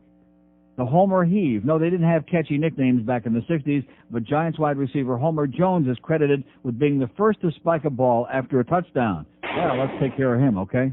Won't do it no more. The Right Way. Chiefs wide receiver Elmo Wright is the granddaddy of the end zone celebration. On November 18, 1973, Wright scored on a long touchdown pass from Lenny Dawson and began running in place with his knees pumping and arms churning. He finished it off with a spike, and the rest is history. The Icky Shuffle. The NFL put the kibosh on the dance. The Bengals' Icky Woods performed in the end zone, a series of hops as he shifted the ball from hand to hand. It didn't matter. He just performed it on the sideline and into the lore of Super Bowl 23. The Boxer, return man Vi Sikahima, originated this move with the Eagles in the early 90s, but only 49ers linebacker Ken Norton Jr. had the pedigree to pummel the padding around the goalpost standard after an interception return. The California Quake. In the early 1980s, the Cowboys' Butch Johnson shot off imaginary 6 guns, blew away imaginary smoke, and put his guns in an imaginary holster, an outlaw image eventually outlawed by the NFL. And, of course, the Funky Chicken, 49ers safety Merton Hanks employs herky-jerky head and upper body movement after an interception, also known as the Quake and Shake, also known as real embarrassing. Oh, God. So there you go. There's the history of all these very ethnically stereotypical and disgusting. Butch Johnson, though, was white, which is why they made him cut it out. Here's a mobile in Miami. Hello. How you doing, Neil? Okay, sir. First-time caller. Just want to wish you a Happy New Year. Thank you. I'm in the lovely city of Miami this morning, and let me tell you, people down here. Yeah. Hey, anyway, you can get me out to a Panther game. I haven't been to the new arena. What do you mean I can get you out to a Panther game? What does that mean? What, do you got some tickets or something? For the Panthers? Yeah. No. Okay, we have an open line and date. 567. Yeah, we got a Panther game. They're playing the Bills and the Dolphins. That should be one hell of a contest. 5670560. This overhead blows today. Maybe that's why I'm gagging and choking, because is somebody potching around with the levels again in here? Is that the problem? Yeah. The overhead sucks today. Here's a mobile in Miami. Hello. Hey, Neil. How you doing? Okay, sir. The guy wants a ticket for the Panthers and the Raiders. Yeah, can I hook him up with the Panthers and the Raiders? Right. Hey, Neil, I finally got my wife to listen to you because of the Buffalo Bill guy. That's fantastic. Maybe he wants to go see the Carolina Panthers. Maybe that's it. Neil, can I get it? What's the lotion in the basket? Yeah. I just want one request to get her to listen to the all-you-can-eat Negro guy. Okay, have a great day, pal. No way. We're not going to keep playing the same stuff over and over and over and over and over and over and over again, day after day after day after day, even though it is the holidays. The answer, sir, even though I hope you have a great New Year, the answer is no. Okay, let's do Miami. Hello? Miami. Hey, Theo Neil, how you doing? Okay, sir. I am your #1 Dominican listener. See? I'm here on vacation. Right. And I heard you. I listen on the internet every day. And I have a lot of my friends listen to you in Santo Domingo. So I would like to suck up for those tickets, if I may. Yeah, man. Okay, you can get on the list. I can't guarantee the tickets, but I'd be putting you on the list. And a similar request, Theo Neil. Yes? If you could place Into Lewinsky. Into Lewinsky. Happy New Year. God bless. Okay, hold on. Bye-bye. Okay, there's our first guy on the list. Into Lewinsky is actually on here? Into Lewinsky, Monica Lewinsky, into Lewinsky, Monica Lewinsky, into Lewinsky, Monica Lewinsky, into Lewinsky, Monica Lewinsky, into Lewinsky, Monica Lewinsky, into Lewinsky, Monica Lewinsky, into Lewinsky, Monica Lewinsky, into Lewinsky, Monica Lewinsky. I'm coming to die you, I'm coming to die you, I'm coming to die you, I'm coming to die you.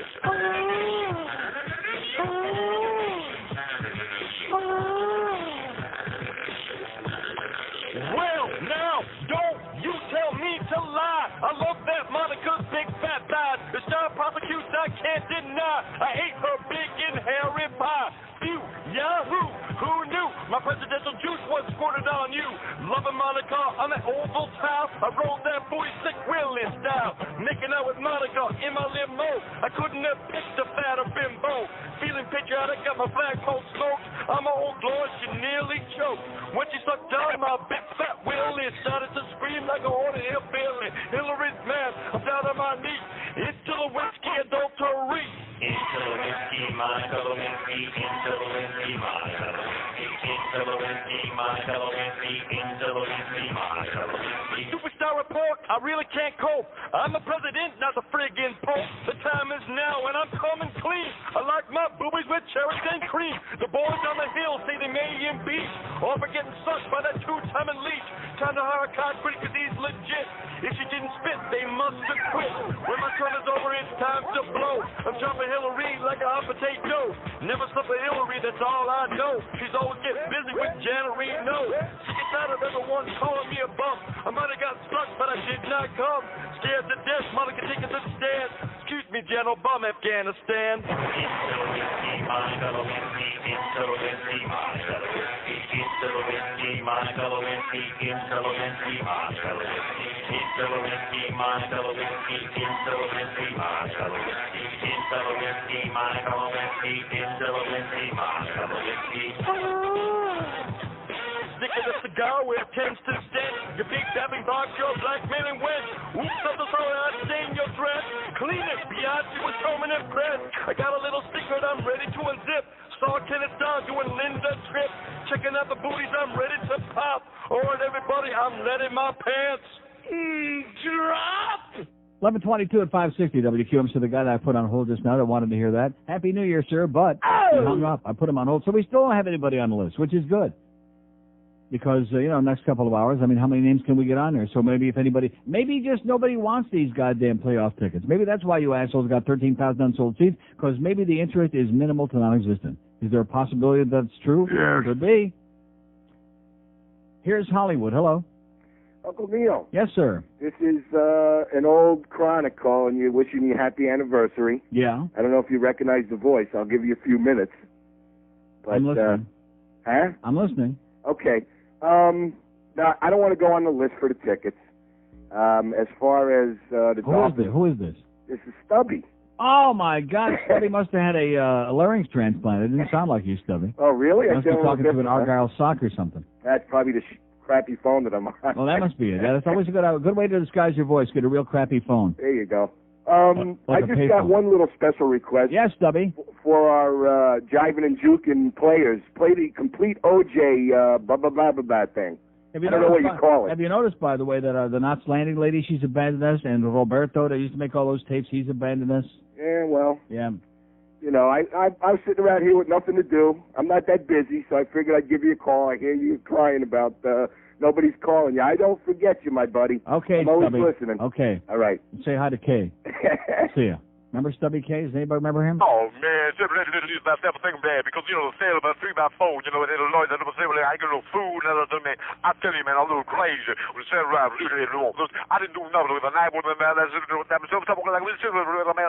And he said, when they got it, trying to, Bubba said, man, Bubba really lied. I didn't do nothing. So what I'm telling you like that, you understand, man? Oh, man, she didn't do it so what's up at time, man. I didn't do nothing. I was riding back of the van. I didn't do nothing, man. No white Ford Bronco, so I was going to ask the gun in my head, but I didn't know gun in my head because they knew that I probably had the gun in my head. So I was going to you know what I'm saying? Hey, man, I just don't know the blood glare that came over the ball, but the night, the night, the drops on the floor, I was just Spain, that boy, the lights going on, the lights to the north, and I the DMA, I don't do this,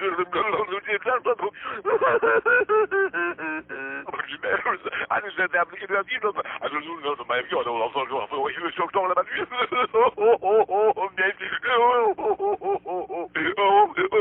It's my pleasure. You're welcome. 11:25 at 560 WQAM. Bill Zimfer for Hank this afternoon at 2 o'clock. That's no laughing matter. We got Josh Friedman at 6. We got Geldy at 7 for the pregame show with the Panthers and Penguins, 7:30 tonight. And Tom Jicka, good old Baldy, Tom Jicka will be on for Ed Kaplan after the game tonight.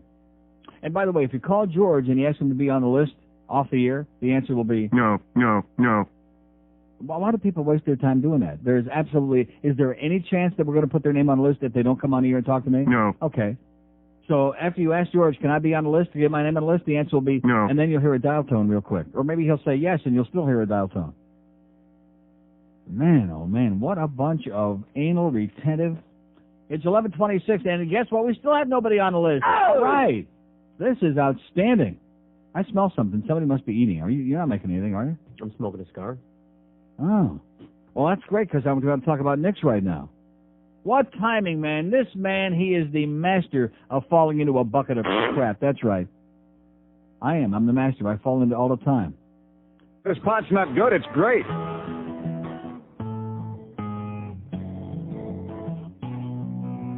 Bill cigars in Monica's vagina. She lets out a giggle when he makes it wiggle. Monica is not the kind you can do in the behind, but a cigar in her vagina she don't mind. Well, he don't know where a stogie goes. I can see how there was some confusion between humidor and humid whore. And in Arkansas, the term cedar box means saw her naked. Stars report can lead to going blind. Now Clinton, he was working hard, late nights in the ovary office, working on a practical joke. He took a Macanudo, put an exploding load in. Poor Monica was blowing rings of smoke. Bill cigars in Monica's vagina. She lets out a giggle every time he makes it wiggle. Monica is not the kind you can do in the behind, but a cigar in her vagina she don't mind. Oh, people feel that Hillary's been made a fool of by her husband. Feel that Hillary was wronged. Up in the Lincoln bedroom, she was moaning, moaning. Al Gore was doing her with Bill's old bong. Bill cigars in Monica's vagina. She lets out a giggle every friggin' time he makes it wiggle. Monica is not the kind you can do in the behind, but a cigar in her vagina she don't mind. Oh, Candy Sandy, yeah, Dutch Master is faster. Oh, yeah, what you gotta do is take a Tipperillo and put it in a grill. Oh, yeah, yeah, yeah, yeah. Oh, now a cigar and oh, yeah. Okay, it's 11:32. You're not going to believe this. I better say something in there, okay? One moment, please. Oh, I just got to make sure, okay? Just had a wonderful list. He's a great guy.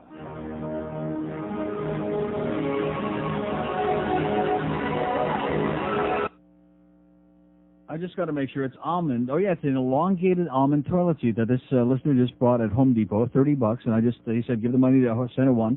So I took the $30 out along with a $75 check that Woody Graber just brought in. So there's another $105 for Center One. How do you like this? A goddamn almond toilet seat. Oh! Elongated. Oh, my God. Life is worth living now. Venus. Peanut, what is it? Okay, 26 till noon at 560 WQAM. That is fantastic. So there we go. We're just rolling along singing a song. And Wayne Arnold is going to provide some food for us today. I saw Wayne in my mobile station on Flamingo Road a couple of days ago. Wayne was pumping it and the gas too. And I was pumping it and the gas too. And I looked over and I said to myself, there's Wayne Arnold. Hey, Wayne, how you doing? He kind of like waddled over. Wayne, you got to lose some weight, sweetheart. You're a great guy, but man, Wayne's looking a little on the rough side. How about a resolution for the new year, Wayne, huh? How about like cleaning up your act a little bit? Wayne is looking a little on the rugged side. Here's a mobile in Hollywood. Hello. Yeah, Neil. Yes, sir.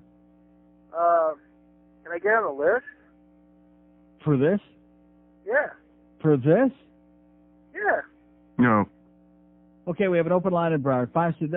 Is the overhead like turned off or something? I mean, I can just barely hear this damn thing, and I want to turn it up like real loud because then we'll get feedback with the calls. It blows. The overhead today I got up like twice as loud as usual. Oh, there we go. Oh, Jesus Christ. Now we're making a little bit of progress. Not too good. It's more of this great equipment we got here at QAM, baby. But hey, at least we're in a nice clean building here where you can almost eat off the floor, and we will be in a little while when we get our big one-year anniversary celebratory meal from Wayne Arnold's. And by the way, feel better. Marie from Wayne Arnold's is homesick today. Feel better, Marie. Feel it. Probably been hanging around with Wayne too much. Here's a mobile in Hollywood. Hello. No, hello? Yes, sir? Uncle Neil. What language you be speaking now? What was that? Oh, I'm delivering some boxes here at this place that I work at. I heard what you say. You said Mama lost something or other. No, I didn't. Come on. Listen. Yeah. I got the small dish. You got a small one, yeah. Oh, my God, that is the best thing ever made. Yes, sir. Told you. Unbelievable. Told you. The picture, the sound, everything. It's the picture is so clear you could practically reach in there and exactly grab it. That's right. Yep. Listen, I want to send the best to you and your mom for the New Year's. Your mama, yeah. Okay, and can I get on that list? Yes, you can, sir. How do you like that? Thank you very much. And your mama, too. Hang on. Okay. Okay, there's one. They're fine. And I did put him on hold because I put that other guy on hold, too, and he hung up. He disappeared. His heart wasn't in it. You think his heart was in it? No. I don't think so. They're not all that excited. All you people over there at the PP Park that are waiting for the big, long lines to surface, because I know most other places, as soon as they announce a playoff game, people are in line, the minute that they're going to open up the box office, hours and hours before, they're lining up by the thousands, and within a matter of a couple of hours, all the tickets are sold. Did that happen here? No. I mean, the 4 morning guys this morning, they got to put that poor guy on. He's begging and pleading and squeezing. Please buy some tickets. Won't you please buy? No. Come on, you want one? No. We have an open line in Broward, 567-0560, pound 560 on the AT&T wireless line. Neil Rogers, I got news for you, buddy. Never eat your heart out, you little faker, okay? You little piece of turd. You little scraggly piece of human garbage. I guarantee you nobody ever brought Wayne Hypinga a elongated toilet seat right to his puss, huh? Wow. And it's the right color, too. It's an almond. Is that fantastic or what? That's not the first time that guy's brought stuff in here, by the way. He's a great guy. Do we know his name? No. No. But he's a great listener. He's got a Panthers tattoo on his arm.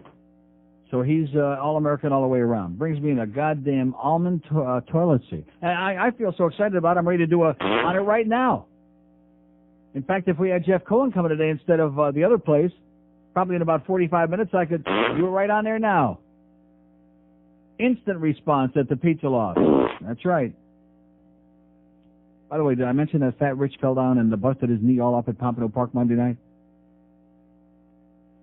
And then And then I get a call yesterday at home with the whole story about, he bet on Kevin Wallace, and the horse broke going to the starting gate. He went running up to cancel the bet, and he was right in the window and yelling to Derek, cancel my bet. And he took a tumble and a gigantic fall, and his knee swelled up like a goddamn watermelon.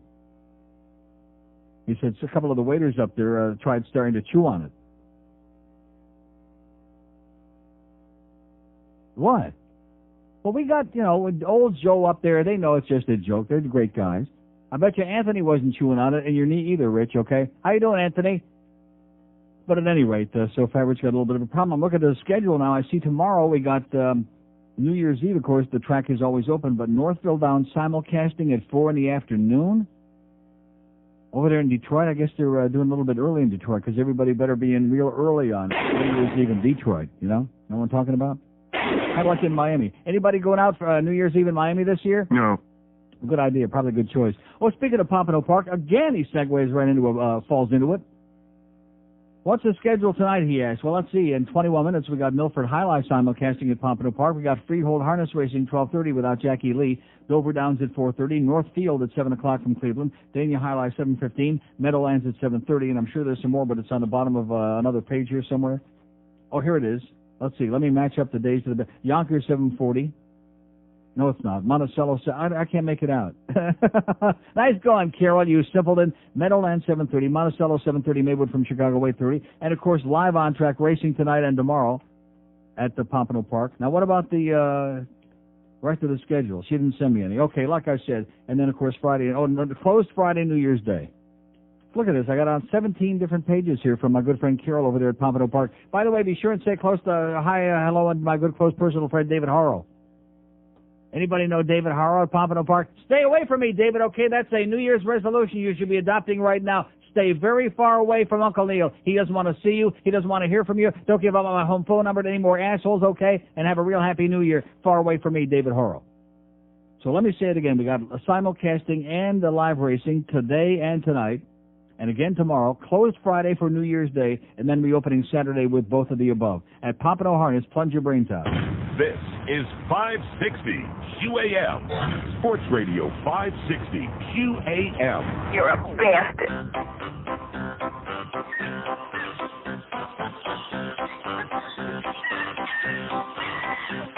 Oh, I'm a monkey, you're a monkey, she's a monkey, he's a monkey, we're all monkeys now. I'm a monkey, you're a monkey, she's a monkey, he's a monkey, we're all monkeys now. Swinging tree to tree, we scream and squawk and shout. No responsibilities, that's what we're all about. Oh, I'm a monkey, you're a monkey, she's a monkey, he's a monkey, we're all monkeys now. We don't do anything we're told because we don't know how.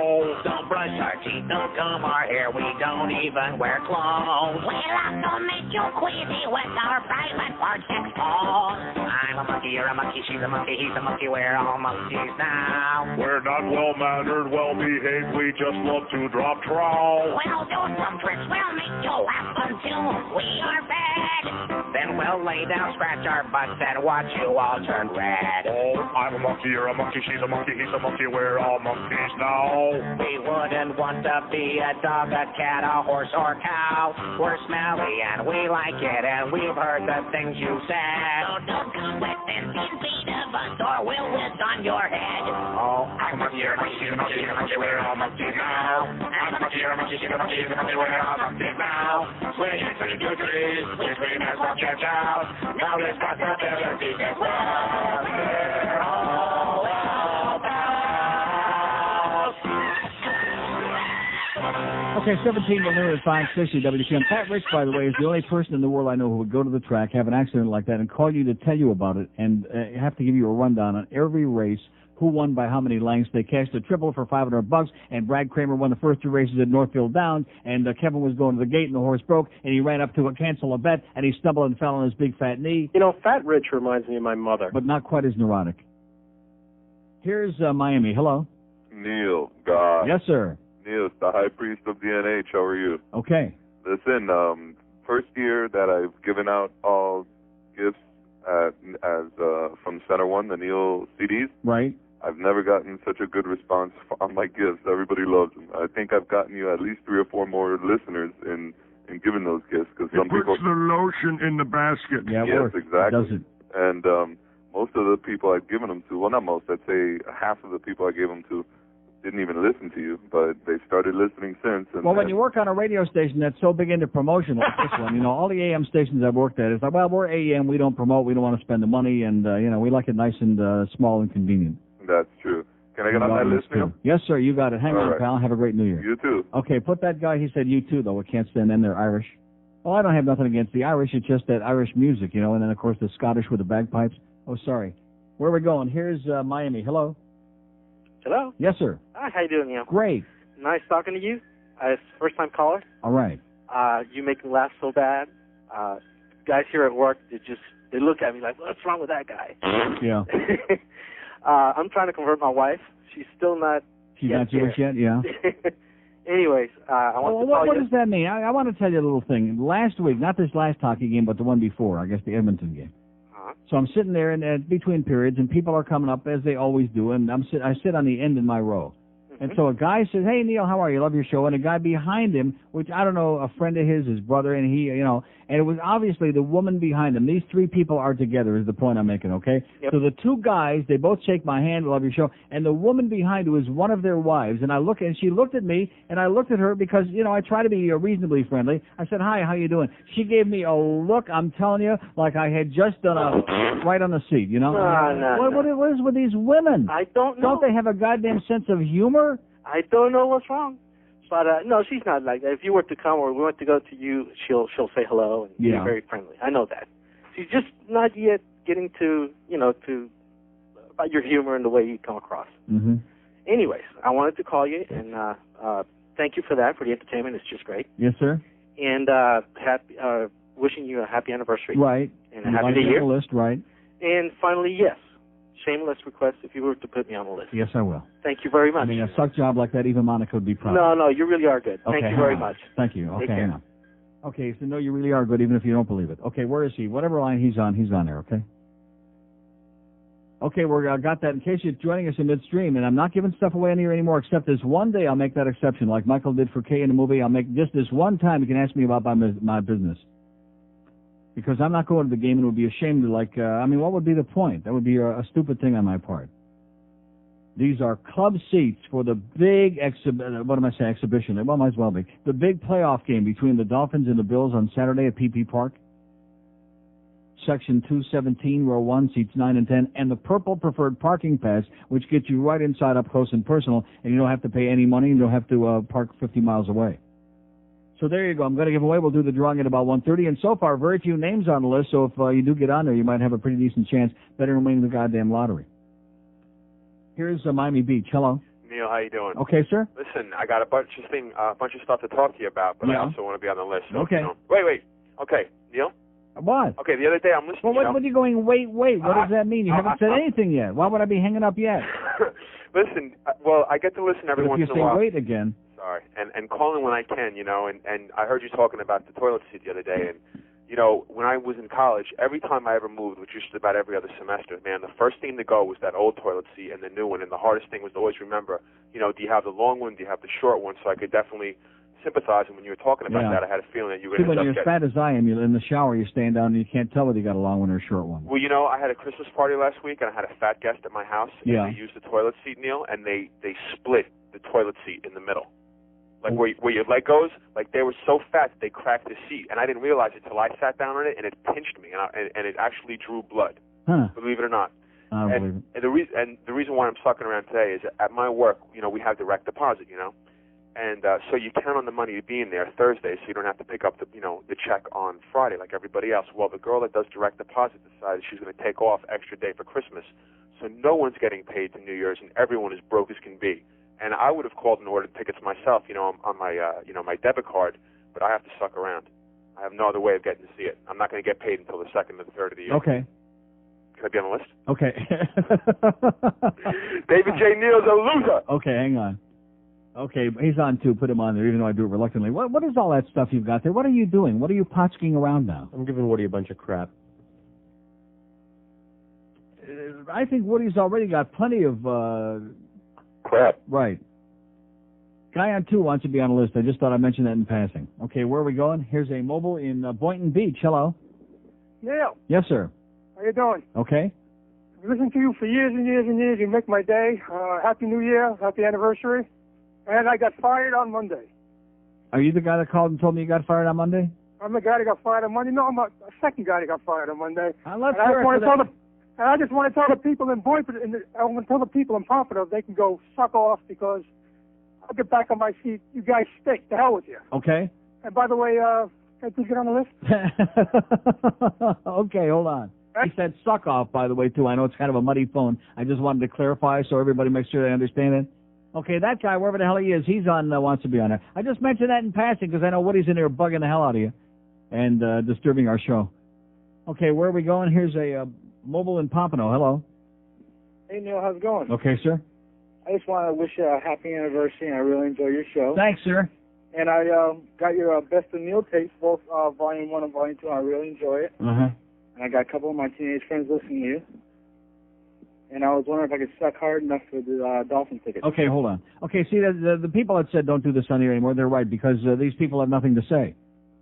That's why it's a killer, because they're trying very hard to say something, and they say the same thing. Every one of them says the same thing, and you're great, and we love you, and blah blah blah. And I turned you out to my brother-in-law, and my boyfriend, and my girlfriend, and my goldfish, and my Pomeranian, and and it's terminal. It's a killer. Now it is the holidays. We don't really give a crap whether you listen or not at this time of the year, because there's no ratings, and we're going through the motions. I'll be very honest with you. I'm the only one who'll tell you that. These other assholes will come on there pretending like working their ass off and really killing themselves to entertain the audience. Not really.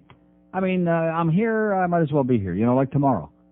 I could just as easy take off tomorrow. In fact, I was going to go to Vegas for the long New Year's holiday weekend, but why the hell do I want to do that? I went away last weekend. I'm getting too old to keep going on these long trips weekend after weekend after weekend. I'm just getting too old for that. I have to muster a little bit of strength and energy, so the next trip I got a little bit of something built up, if you catch my drift. Oh, here's a mobile in Florida City. Hello. Hey, Neil, how you doing? Okay, sir. You want to hear a story about Gary Glitter, composer of your favorite rock and roll song? Yes. I saw in the paper a couple of months ago that, now I guess he gets so much royalties from that song that he lives, in somewhere in the middle of England in some big mansion, Mm-hmm. And I say let's go get him. That's what I say. Exactly. He's raking it in from that thing from our annoyance. But anyway, his computer takes a dump one day, so he calls in a technician and says, hey, my computer's taking a dump. The guy comes in, pops open the hard drive, and finds kitty porn on it. Really? So Gary, I read about that. That's right. Old Gary gets dragged off to jail for having kitty porn. So he wouldn't be the only, Michael Jackson's not the only child porn pedophile musical dude. All right. There you go. Excellent. So if anybody deserves it, it's Gary Glitter. I did read that. So that leads me into a request. Yeah. I don't know if you can still do that Michael Jackson tour, nice long one to wake up your time later and have a lunch. Yes, sir. And number 2, can I get on the list? Okay.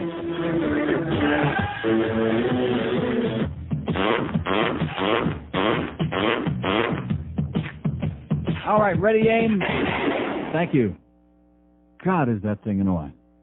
And they just don't get the message, man. Of course, it's the fans, it's you idiots out there, no matter where it is in America, they crank that thing and, hey, they just hear it, they're like automatons. As soon as that thing goes on, hey, they react like Pavlov's dog with that little bell, And it's part of that same syndrome I've been telling you about. As long as they keep playing that and, make a lot of noise, then you think you're having a great time, even if what's going on out there is garbage. If it is the worst, if it's pathetic, like most of the Panther home games, although it's getting a little bit better now. I wouldn't get too excited, though. I should mention in passing, we beat the Islanders in that game 5-1 2 nights ago. They were in Tampa Bay last night and got shut out 3-0 by Bill Ranford, who looked like a combination of Martin Brodeur, Dominic Hasek, and Patrick Frog in his best days all put together. He looked like Jacques Plante and Johnny Bauer in their heyday put together. That's how good he looked against the pathetic, the inept Islanders. If I were Mike Milbury, I'd be getting my resume out right now, I'll tell you that. They suck. So just try to keep it in perspective, that's all I'm saying. I don't want to pee on our parade, but keep it in perspective who we're beating. Here's Deerfield Beach. Hello. Hi, Neil. How you doing? Great. Just want to let you know that everyone in my family now has the Best of Neil CDs. So we contributed $240 to the Center One. All right. So that's good. And the reason why I'm calling is I'm a 22-year-old guy, and I've got a little problem. I'm visually impaired. Yeah. And I've never done this before. But nevertheless. Me and my dad are big time Dolphin fans. Right. It would be an excellent surprise to him if I could just be on the list and have a chance. Okay, let's give you a shot. Hang on, pal. For him. Hang on. Thank you. You bet. Okay, put him on the list, okay? In big letters. Okay, we're checking our list and checking it twice to see all that other bull crap, okay, and give those tickets away so somebody can actually have a good time, because nobody's going to go out there and buy those tickets, are they? No. I mean, they just don't want to spring loose with all that money, for Christ's sake, especially. And, a woman called the worst team this morning. She made a good point. Of course, she didn't want to admit that this is not a sports town to begin with, which it's not, and the fact that the TV station had to buy up how many games this year? At least 2 that I can recall, where the TV station that was going to be televising had to buy up the last 2,000, 3,000, 4,000 seats so they could televise it and not have a blackout. However, it's also right on the heels of Hanukkah and Christmas and New Year's Eve party getting in the way here in the middle of all of this. And, you know, a lot of people are tapped out. A lot of people going out there spending a lot of money on expensive toilet seats. People are tapped out now. So maybe not everybody in the world's got $200, $300, $400 to cough up for the tremendous experience of going out there and watching the Bills and the Dolphins on Saturday at PP Park. So we'll try to help you out. The Neil Rogers Show, now on 560 WQAM, Miami, Fort Lauderdale. You can kiss my rear end. Hey, kids, are you tired of that neighborhood bully? He stole my lunch money. Ah, shut up, kid, and tell your mom to hold the mail next time. Next time, fight back. But he's bigger than me. No. Just tell Mom next time she hits the candy aisle at the grocery store, pick up a pack of new Cat candy bars. Cat? Yes, it's a new candy bar made entirely from recycled cow dung, guaranteed to turn your stomach. So next time... All right, kid, give me a lunch. No. Please don't take it. Just shut up and hand it over. Okay, here you go. But whatever you do, please don't eat my candy bar. Hey, cool. Ah, this tastes like shit. So, you want my lunch tomorrow, too? We got a hunch, you gotta blow lunch when you take a bite of that cat bar. All right, 12 noon at 560 WQAM. That's just in honor of our one-year anniversary. I think it sums it up nicely here. Oh! WQAM, yes, sir. And again, we apologize profusely for being totally ignorant and out of touch with reality. That big mess on 95 yesterday, which we should have been here telling you and warning you about, and we were not. Are we really sorry about that? No. Well, I mean, it sounds good. It sounds real sincere. No, we should know about this stuff. Here's Fingerman. I bet you he doesn't give a crap. How you doing, sir? Hello? Yes, sir. I called you because I wanted to wish you a happy anniversary. Thank you, fan. I got your card, too. Thank you for that. You got Finger. the card? Yes, sir. That's very nice. I'm having a part-time now. Now, was that your finger or Michael Caine's inside? No, I have a part-time with Dr. Holly, Yeah. the proctology. Can I be on the list? Rectum? Yeah. You say yes? Don't you remember that song, Hall & Oates, that song, Your Fist is on My List? Okay, hang on, Fingerman. Thank you, Neil. I love you. Okay, hasta que no olvides. Okay, put his finger on the list, okay, and maybe his name too. That's Fingerman, who came up with one of the great lines in the history of the show. It felt like a finger. That's what Father O'Toole told him. Okay, and he somehow survived it. Here's Pompano Beach. Hello. Hey, Neil, happy holiday. Thank you, sir, and the same to you. I'm not going to yank your chain. I'm not calling with any stories or sucking around. I really want to be on your list. I'm a loyal listener. I like listening to you, but I'm just not a big caller, so I don't really have that much to say. Yeah, why not? Well, make something up. Make something up. Tell us.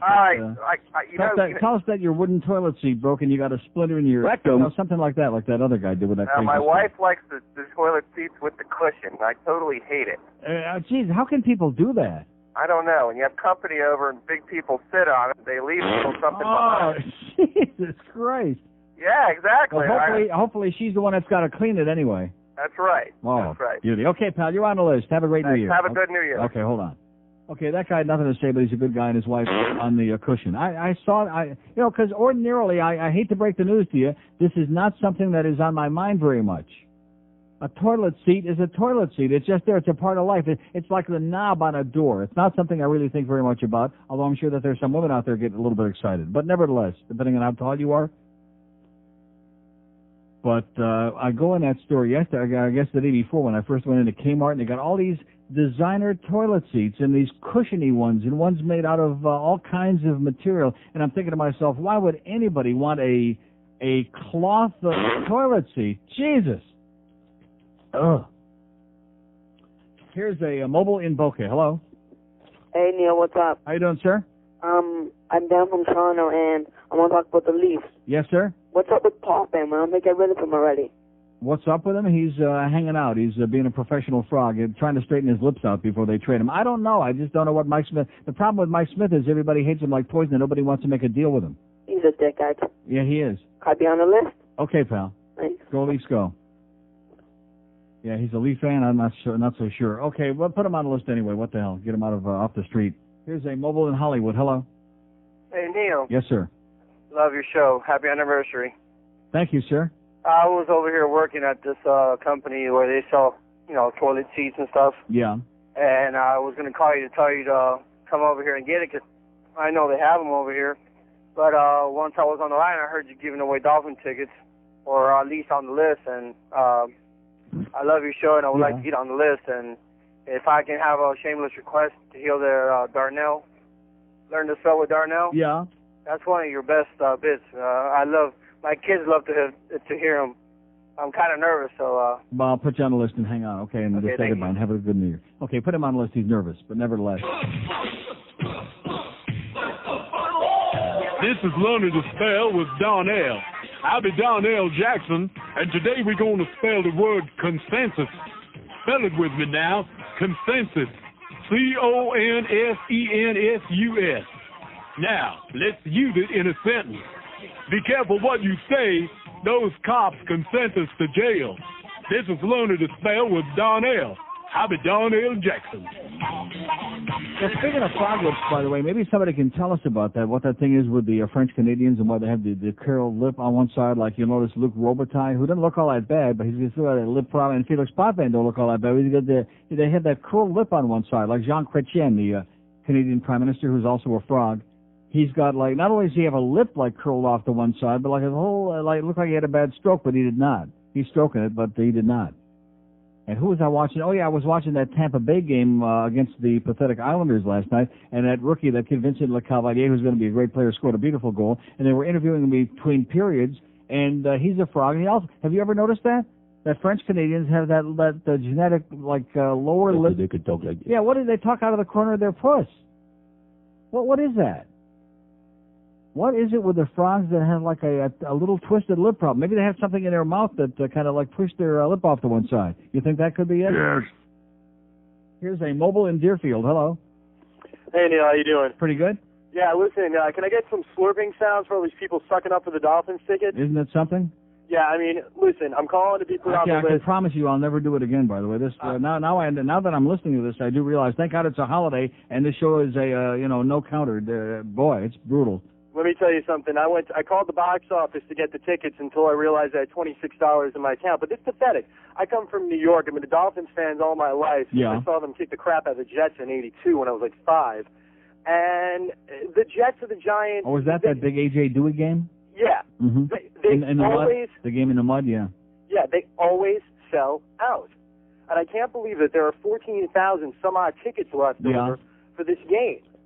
I predict the game will be blacked out. I don't want to pee on anybody's parade, but I can't see any way, seeing the history of the way this town goes. How are they going to sell between now and 12:30 tomorrow 13 or 14,000, or even 10,000, assuming that Channel 10 would pick up the others? They'd have to sell 9 or 10,000 anyway, at least. It's not going to happen. No.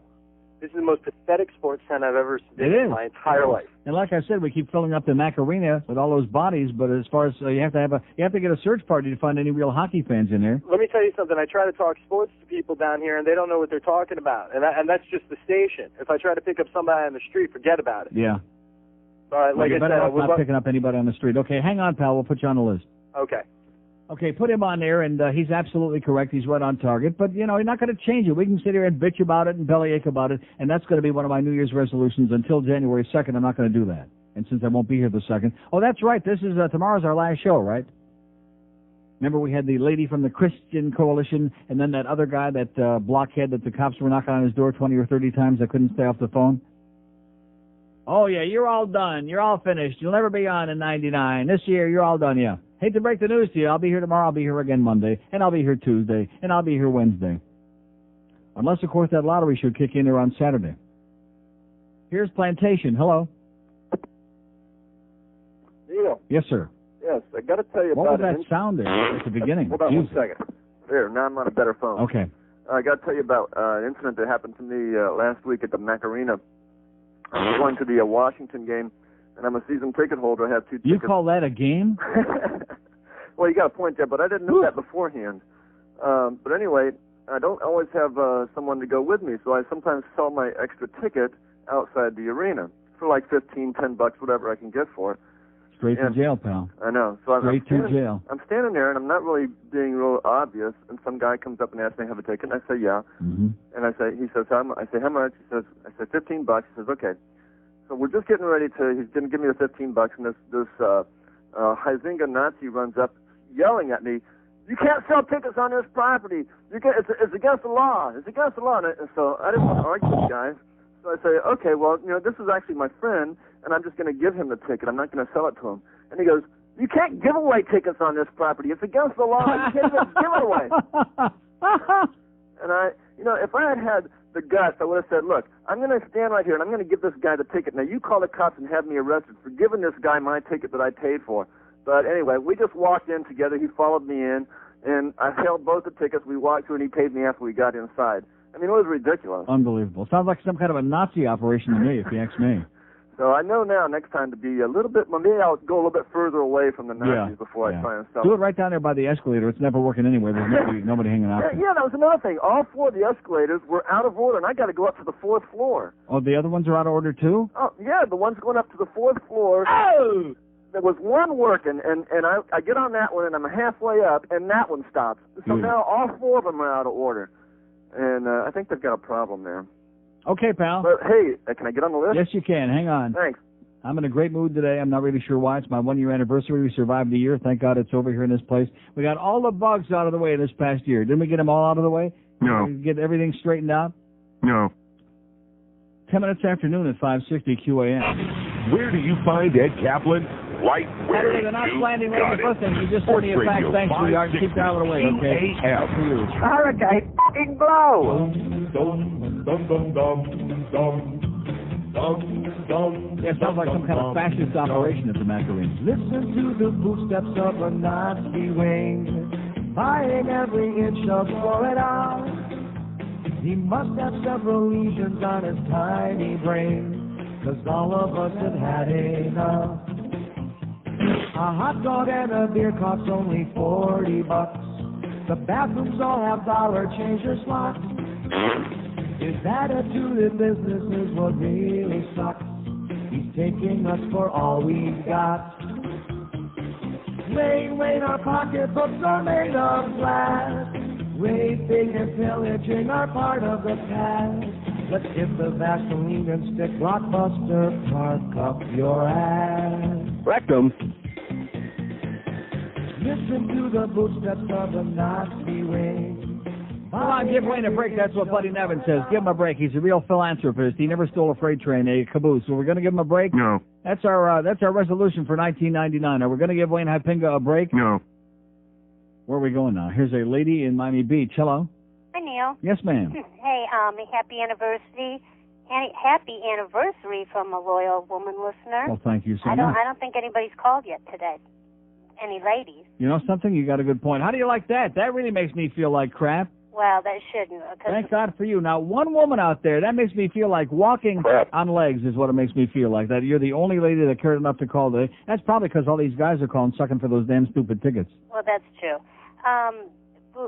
Cannot stand people that call in and suck around for free tickets. No, it's just a joke. I'm just kidding. I just want them to wiggle and feel bad, you know. I've got a story about Pro Player Stadium. Yes? I went to TP Park? Yes, I went to the Denver game on Monday night, yeah. Last week ago, and I had to sit in the wheelchair section, which is like right below the first row on the lower side, and so it's kind of down by the field. However, all the people down there, the wheelchair people, they will not let them have beer down there. Yeah. So, well, have you ever seen the wheelchair people when they start getting a few pops in them, man? They're all over the place for those things. Ever seen Chris Reeve after he sucks a couple of beers through that straw? Man, drinking beer through a straw, it'll get you every time. You know, it's bad enough somebody's in a wheelchair and then they can't even have a beer. Isn't that incredible? Well, that's that Nazi Wayne again, man. Yeah. So, all he wants is your money. Once you're inside, he don't give a crap about putting on a show, giving you anything. All he wants is your money. Anyways, could I be on your list? Okay, so hold maybe on. I can sit somewhere where I can have a beer. There you go. Okay, hang on. Thank you. Okay, and steer that thing straight.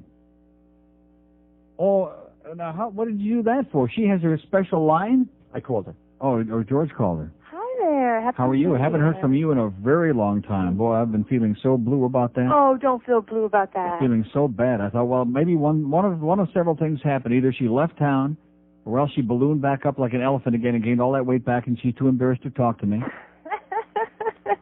That didn't happen, did it? No, not really. I'm not thin like I was, but I'm not what I was before either. You're like somewhere in between. Somewhere in between. Well, that's good. Yeah, I'm going to try to make a New Year's resolution to get back I again. know. But you know, It's kinda... a pain in the ass. It's so tired and old and boring and so on. Exactly. It just stinks. Yeah, it does. It does. I want to eat my fish food, goddammit. Exactly. I want to eat the good stuff. You had to tell me about that, and you know I had to try it, so I have to stay away from that section of Publix. Yeah, it's pretty good. Yeah, it sure is.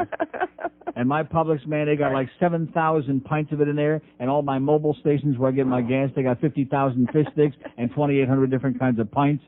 I keep thinking I'm going to run into you because we shop the same places and everything. Yeah. Will you shop in my Publix? Yeah. Well, how come I never see you in there? I don't know. You ever see my bag boy friend Frankie in there? I'll have to check him out. Frankie's a great kid. Very good looking, too, by the way, but I shouldn't say that on the air. And I probably him. No, Frankie's a great kid. He's always very friendly. Are you listening to Frankie? Happy New Year, Frankie. Maybe he'll let you come in there and pop a zip for him. Okay. He's got one or two, yeah. Something like that. They'll straighten out. Mm-hmm. So I missed you. Yeah. But I mean, I've been there. Just what? I don't know. Now we're going to start getting busy with the taxes after. I know it. Yeah. It's going to be awful. Well, what have you been so busy doing? There's nothing going on here. Holidays. No, before the holidays. You've been too busy for a long time for me. Let's face it. You're like having some kind of an extramarital affair or something? Yeah, that's what I'm doing. Oh, okay. Well, good. But let's not tell anybody. I can understand. No, that's my husband's the greatest. He is. I would never. You never know it, but he's a good guy. He is the greatest. Mm-hmm. Love him. Yeah. I just look. George is laughing. He's snickering and he's laughing. He's rolling on the floor. Her husband is a great guy, so he doesn't look like Frankie the bad boy at Publix. You're right. He's a hell of a good guy. I mean, if the only people in the world that were good people are a lot of people that look great are assholes, okay? That's right. We'd all be in after you're done with them, you toss them away, okay? That's right. And then you move on to the ugly people because we're the good people. Hey, we the good people. That's right. That's what George said. So, yeah, everything's good. I was Right. going to stop by, too, but I haven't done that. You're going to stop by where? My house. Say hi one day. Oh, that would One of be these nice. days when I really get my nerve up. Uh-huh. Mm-hmm. Don't hold your breath, though. You know. Never mind. Okay. You can tell I'm really out of practice at Oh, God. I would say it's been really desperate not hearing from you, but based on this call. Why, thank you. No, you're great. Okay, well, listen, I'm glad you're feeling well. I'm glad you haven't gained all the weight back and ballooned up to your previous gigantic Oh, my size. God. I couldn't even imagine. No, that would be bad. It would definitely. And congratulate me on my new toilet seat. Yes, congratulations. Thank you. And have a happy New Year. You too. And say hi to your husband. I will. Okay. Take care. And your boyfriend. Okay. See ya. Bye. And Frankie. Okay, 12:18. There's the Knots Landing lady. Now I feel like we can go home, okay? Finally. Boy, that was almost as tough as finally hearing from my friend Izzy. Maybe Izzy was a little bit too incoherent to call me. Not that we want you to call again, Izzy. I mean, the one call this year was enough, right? Yeah, that was enough. But anyway. So now, and who was the other one I was looking for? Izzy and the Knots Landing. Oh, Roberto. Well, he probably flew the coop. He must have been deported. I'm surprised you didn't run into him at the INS on Monday. Yeah, George was at the INS building on the corner of Biscayne and 79th Street on Sunday, trying to get his illegal alien status upgraded, like maybe you can stay here another year. I was scalping lower numbers all day. Yeah, right. Here's a mobile in Kendall. Hello? Hello? Yes, sir. All right, Neil. How are you? Happy anniversary. Same to you, sir. I mean, Happy New Year. Happy whatever you're celebrating. Whatever. I'm celebrating. Butch Johnson, by the way, is black. Butch Johnson? At least half black, I think. He's black? Yeah. Oh, he's I was real, a big but he's Cowboy real. fan No, back he's then. real light complected, though, isn't he? Yeah, he's very light, but I think he's... I don't know if he's half Butch, black. but I know he's real light. The only white guy on that list might have been that Vi Sikahima. Or Yeah. Sika something, anyway. Uh-huh. He sounded like Hawaiian or something. Like, what was that? Yeah. Moise Tupupu? Something like that. Right. Why is it, too, that football is the only sport that this is carried on in? You never see... Can you imagine, like, the Marlins down 7-0 in the 8th inning, and Edgar Renteria gets a blue single, and he reaches first, and he starts shucking and jiving? No, I cannot imagine that, no. I mean, why is it just, exclusively football players that act like this? That's a very good question. And probably because the National Football League is so busy being a bunch of hypocrites that no other sport would put up with it. They wouldn't tolerate it. Although I would say this, though, the NBA, I was thinking about this the other day. Dennis Rodman, can you imagine a baseball player or a football player dressing and conducting himself like Dennis Rodman? No. No way. No way. And there are a lot of people, especially white people again, who think that he's very entertaining, that he's amusing. He makes me want to throw up. I look at him and he makes me want to vomit. With his drag routine and his Madonna bullcrap and that, who was he married to for 5 minutes and then, Carmen Electra. Yeah, Carmen Electra this. I can't see what a chick like her would see with a guy like that. She didn't. It was just, the whole thing was a gag. She was gagging on it. Obviously. And listen, I was channel surfing last night, and I came across Sports Town. Yeah. What happened to the girl and the black guy? They're gone. They have like revolving hosts. They have different, every couple of weeks there's somebody new and different on it. Oh, yeah, because I haven't watched in a while. I just noticed there's two different people, and I didn't know what was going. Well, anyway. you'll find just a blank screen on that channel before too long. Yeah, have a great New Year, pal. Hey, yeah. Put me on the list. Okay, hold on. How did I know that? Just as I was about to put my finger on it. Okay, so how's that Wayne Arnold's food coming, by the way? Anybody seen that yet? No. Here's a mobile in Miami. Hello. Hello, Neil. Yes, sir. How you doing? Great. Happy 1 year. Thank you. Listen, Neil, I'm going to Vegas for the first time, and I hear that you travel there quite a bit. I was wondering if you could give me a couple of McDonald's, couple of McDonald's, 7-Elevens, In-N-Out Burger. Oh, come on, Carl's better than Jr. that. Carl's Jr.'s out there. Jack in the Box. Jack in the Box. Well, a couple of what? What are you looking for? A couple of whorehouses? A couple of, where do you like to go gamble, and a couple of good restaurants? Forget about restaurants. There's I don't know if I'm good at restaurants. I don't have time. See, I can't waste my time. I'm too busy losing money when I'm in Vegas.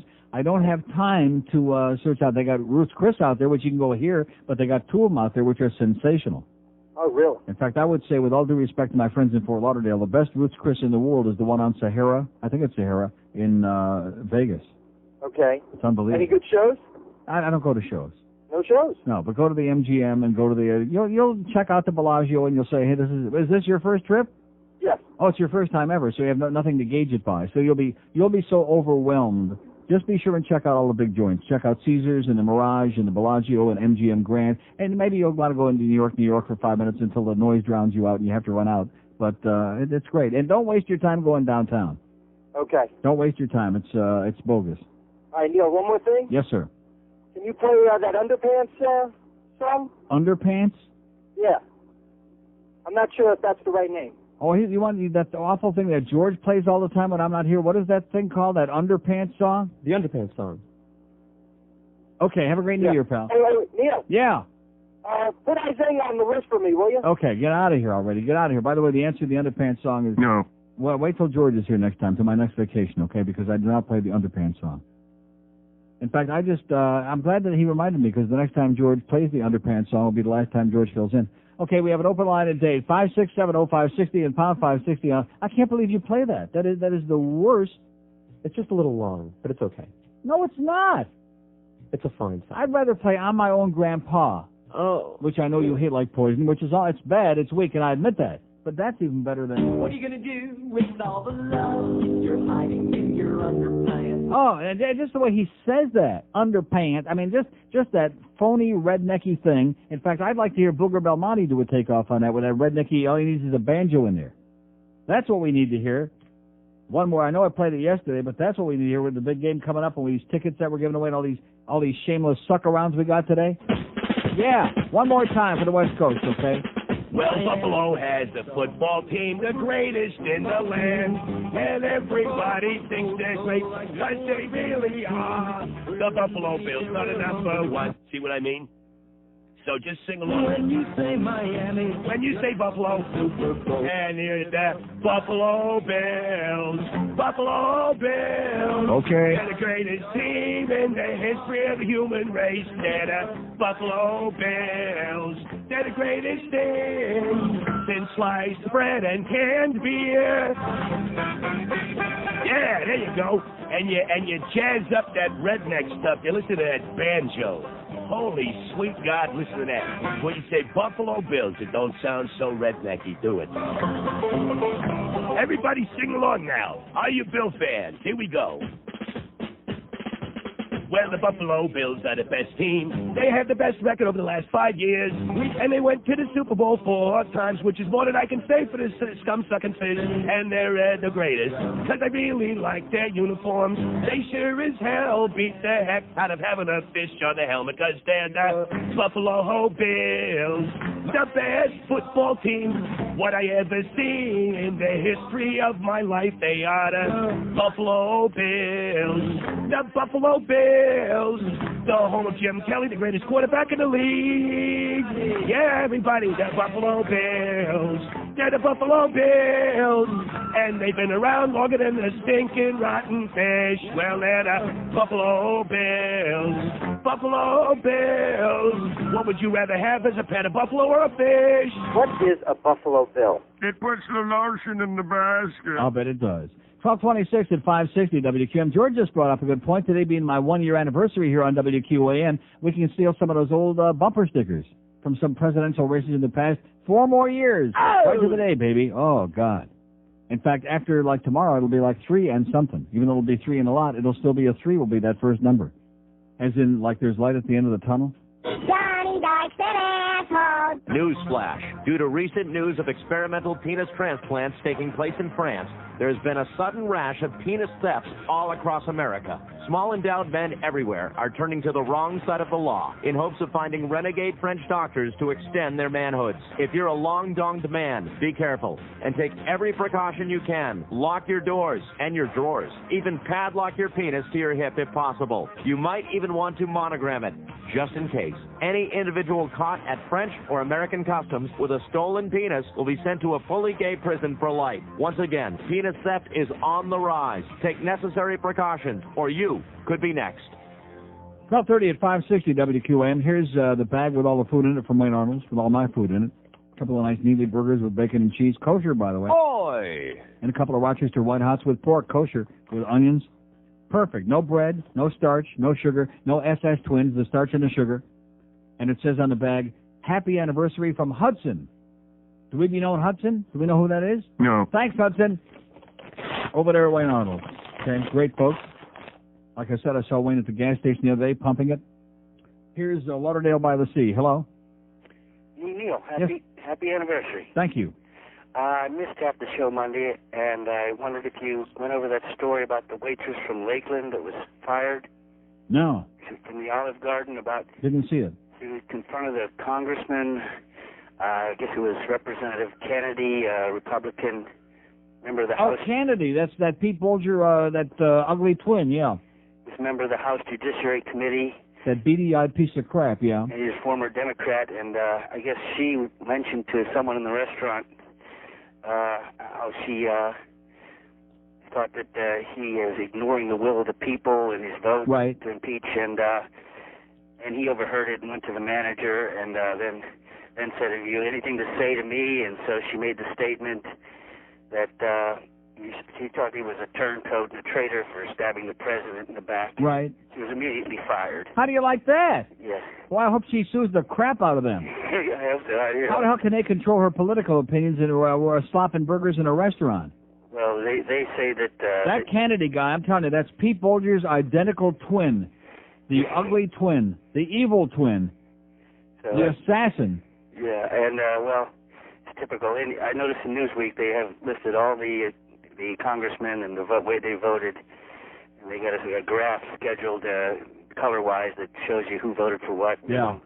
Only 4 of each party voted the other way. Well, you just wait and see, boy. As soon as the Senate gets this thing going on the 7th in about a week or whenever it's going to be, they're going to zip through this thing like Grant took Richmond, man. They're going to get over with real fast just before Bubba makes his State of the Union address because they're sniffing it. They can see the public's ready for a revolution here. They're not going to. They're starting to get the message, but they're doing all this posturing and we have to investigate. We have to have testimony. Bullcrap. There ain't going to be any testimony. In fact, these are the same assholes who were saying in the House we don't have to have any testimony because all these peoples already testified before the grand jury, and it's all in Ken Starr's report, so why waste the time? And now they're the same assholes and liars and hypocrites who are saying, well, let's have some testimony. Right. Yeah, I agree with you. Let's just cut the bullcrap, okay, and get on with life. Yeah, I also have a shameless request. And everybody ought to go out there and buy that damn book about Ken Starr by James Carville that I just finished reading last night. They get the whole inside story about Richard Mellon's Scaife and all these payoffs and all these bribes and about Ken Starr being a right-wing asshole. Go out there and get that little book, believe me. It's a definite right-wing conspiracy. Yes, sir. Right from the get-go. The request I have is, I don't even know the name of the bit, but it was like Don Corleone in a parody of the Star Wars thing. And with different people, but I don't know what the name of it is. What is it? It's like Don Corleone talking to somebody. What is it? Well, wait a minute. Star Wops. Oh, Star Wops. Oh, okay. Have a great New Year, pal. All right. Thanks. Yeah. Coming soon from directors George Lucas and Francis Ford Coppola, the newest chapter in the Star Wars saga. When the heads of two families collide in space, they become Star Wars. With an all-star cast, James Earl Jones as Darth Vito and Marlon Brando as Obi-Wan Kenobi. You should not have come back, old lad. Your powers are weak. You can't win, Doc. If you strike me down now, my family will become more powerful than you can possibly imagine. When I left you, I was but the learner. Now I am the master. Only a master of evil, Doc. Al Pacino as Han Solomio. Come on, Greedo. You want some of me? Come on. You're gonna mess with the bet. Say hello to my little friend. Sylvester Stallone as Chewbacca, the bookie. Speak English. With new feature footage never before seen of the ominous Don Jabba. Mi bambino è plasmata con blastare, istanda frida grido fretaja. He wants to know how come Han Solomio turned Greedo into an egg and potato pie. Tony Danza as Luke Skywalker. Yoda? Leia? Jonathan? Luke, my son, you must go to the Dagobah. Dagobah? Is that in the swamp? No, it's a bar on 7th Street where all the guys hang out. You must go there and learn the ways of the Source. The Source? The Source is what gives a Jedi his powers, his energy. Where is the Source? It's in my kitchen, it's in your kitchen. It grows between the sausage and the ravioli, the pasta and the meatballs. It combines everything together. With special guest appearance by Joe Pesci as Princess Leone. Let me understand something. You're gonna rescue me? I need your help? It's bad enough I gotta stand over here with these damn raisin buns in my hair, and I need your help? You're gonna come in and take a hold of my situation? I don't think so. Take you, your friends, and your walking pop it over here and get the out of here. You haven't seen anything until you've seen everything. And don't miss the final chapter of the saga, Return of the Jedi. Coming soon to a temple near you. May the Source be with you. 1236 at 560 WQAM. Is that who that was in there before? I didn't even recognize him. I only saw him once before in my life with that bad hairpiece. So, by the way, George says Bob McKay, who's the program director over at Country Kiss, was in there, and now that he's out of the building, George said, he's an asshole. Okay, let's do a lady in Coral Springs. Hello. Hello, Neil. Yes, ma'am. Hi, this is a long-time listener, first-time caller. I'm Great. nervous. I'm a woman, too. Thank God. We got What two am I, now. the third one? Three. Three, yeah. Up to three. We had to call Three's one. a lucky number, right? Mm-hmm. So Whatever you say. I hope so. I'm sort of lucky. But listen, I want to call because you're off the toilet seat now, right? Yeah, I'm off it right now. Yeah, well, Because I'm eating lunch. You don't want to be eating and sitting on the toilet seat at the same time. but I... Although I know some people, like Al Goldstein, probably do. I'm calling because of a funny toilet seat story. At least I thought it was funny. Okay. We went to Wildwood, New Jersey for a summer vacation. We were living... Oh, Jersey. Well, that is a toilet. You're Wildwood, New Jersey, near Cape May. Mm-hmm. And we used to spend all our summers there before 72 when we moved down here. We've been all that time. But anyway, we stayed at a friend's. He's a comedian on the weekends, and he gave us his apartment for the week. And so we showed up gave you there. what? His apartment for the week. Okay. To stay in, because he wasn't going to be there using it. And so we were there, and he never told us about, he had a crack. He had a wooden toilet He had a seat crack problem? that had a crack in the seat. So he had a wooden toilet seat that had a crack He in didn't even say, watch out for the splinters?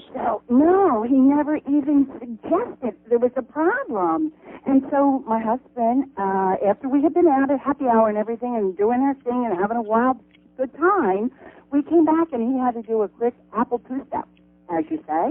And he went into the bathroom and he sat on that seat and it slid off like a hockey puck. And because of where the split was, it broke and the metal thing that holds the back on went right into the tank. And we had a flood of water coming out, and I mean, crazy story. Oh, God. Right in the middle of my beautiful lunch. I got a mouthful of beautiful Wayne Arnold food here, and you're telling me stories. Yes. Great. But I'm really nervous. I don't blame you. First time I called you, and my husband said, get on. And because a lot of times I was going to call, and you said, I want a woman to call. There you got go. a woman that has big ones. Well, look how painless it was. You got big ones. Why didn't you get your ordinary? No. Okay, sweetheart. Have a great New Year. Okay, can you put me on the list? Sure, and don't do it again. Okay. Okay, hang on the line and hang on tight on the sides of your bowl. Yeah, toilet bowl stories. That's what we're going to be hearing for the next several weeks now. Like my story at Vinny's restaurant there in Davie. True story. Slid right, the thing just came flying right off of there. And it's a miracle. I mean, with the urgency, with a sense of urgency that my body had at that moment, with the, like, just on the verge of bursting. You could almost, like Francis Scott Key said, you could almost feel the bombs bursting in air. And somehow, with miraculous, amazing self-restraint, I managed to pick that seat right up off the floor, put it back up on the bowl, and just mount that baby again in the bowl, too, and to do it right. Thank the Lord. Oh. Okay, we have an open line at date, 5670560, pound 560 on the mobile one line. We got the Knots Landing lady today. We got a great anniversary lunch from Wayne Arnold's. I got me a beautiful toilet seat, thanks to our listener out there, and $30 more for Center 1. And Woody Graber brought us a nice check. What the hell more could anybody want on those 560 QAM? This is 560 QAM. And keep his pecker in his hand. Hi, this is Martina Navratilova. I may be retired from tennis, but that doesn't mean you still can't smell me. With my new fragrance, Martina, my smell will always be with me. Martina, a combination of fresh-cut Wimbledon grass and my tennis ball. So even though I'm not playing tennis anymore, with Martina, you can still smell my balls anytime. Martina. Strong enough for me, but made for a woman. 1243 at 560 WQM. How's he doing, by the way, these days, Martina? Here's a lady in Tamarack. Hello. Hello? Yes, ma'am. Is this Neil? Yes, it is. Hi. I'm calling because, oh gosh, I've never done this before. Good. My boyfriend is a painter and his friend's a painter, and all these guys talk about is Neil, and they run around the house going, Neil, God! Yeah. Rectum. Yes. And they're these big Buffalo Bills fans. Lotion in the basket. Yeah. Oh, that's where he got that one too? Sure. Oh, God. I hear this stuff all the you're time. out of the closet now, pal. Right. So, we're kind of worried about the game this weekend. I think we're probably going to have to drive up north to watch it.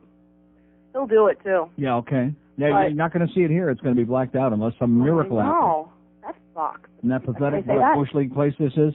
What? What a Bush League town this is. They can't even sell out a playoff game. Oh, I know. It's terrible. We get dressed up every week when the Buffalo plays. We have our uniform. Yeah. Our Buffalo hat, our Buffalo T-shirts, and we even got a little kid that runs around in his Buffalo stuff. But I had to call anyway. I'm shaking. I can't believe I'm talking to you. You're shaking it? Yeah, me too. You wouldn't believe these guys. So we sit out on the patio, and they're, oh, yeah, did you hear Neil today? So it's nice to talk to you. And likewise, and have a great New Year. Thank you. Will you put me on the list? I sure will. I was told to say that. Even if you are a Buffalo fan. Hold on. Hold on. Okay, by the way, if she doesn't get the tickets, maybe we'll send her some Flutie Flakes. Will we send her some? No, we won't. Well, why the hell not? What's wrong with Doug Flutie, okay? There we go with those little guys again. Yeah, David J. Neal's probably going to write another story. Yeah, they're like those little guys over there, like Ray Whitney and Stu Barnes and Marty Straka and Doug Flutie. Well, you know something? And Dino Cicerelli. Don't leave Dino out if he ever gets healthy enough to play again. You think that'll happen? No. Here's North Miami. Hello. Hey, Neil. Yes, sir. Happy anniversary, man. Thank you. Listen, I was listening yesterday to the clip of that guy that called. Did that guy, that Isaac, that guy ever take any actions? Really? Did he do something about that? Yeah, he had a good, and he cleared his brains out. That was real funny, man. I didn't realize it was a true phone call, and then, like you said, you made the guy into a star. I object strenuously. Hey, Neil. Whatever the hell he said, yeah. Listen, I would like to get on the list, if I may, please. In fact, he was so strenuous, that's why he had a little problem. Okay, hang on, pal. All right. Hang on. We called, but he's okay. He's a good guy. Put him on there. Put a whole bunch of people on the list. It'll make it tougher, It'll make it like a contest. 1:30, we'll draw a name. And some lucky stiff out there, 2 people will wind up going and sitting their ass in my seats, which I've never sat in them. You've never gone, and the tickets are for free? That's right. That's the way it goes. And guess what? I had the tickets for last season, too. I was in those 7 months of glorious limbo of getting paid for sitting on my ass and traveling around the world and having a great time. And I had tickets for last season, too. And did I go to any games last year? No. Did I go this year? No. Next year? No. So there you go. Just because it's almost New Year's and because I'm in such a great mood and because it's our 1-year anniversary, why the hell not kill the show with all these freeloaders, huh? And boy, we done a great job of that. Oh! You bet. Here's Coral Springs. Hello. Hey, Neil, how are you? Great. Happy anniversary and Happy New Year. Thank you. I don't want to be like the rest of the snorers. Don't do it. I'm a big Dolphin fan, but I don't want to snore for any tickets. I want to do something for Neil and George over the New Year's. Yeah. And George has my telephone number. If I can do anything at your house, I'd rather do something for you than you do something for me. How's that? Well, what is it that you do? Well, I was at your house a couple years ago, and I have a pressure cleaning business. I'm not necessarily looking for a plug. I just want to thank you for the great entertainment. Pressure clean what, the roof? Anything. Yeah, sure. Well, what did you clean at my house?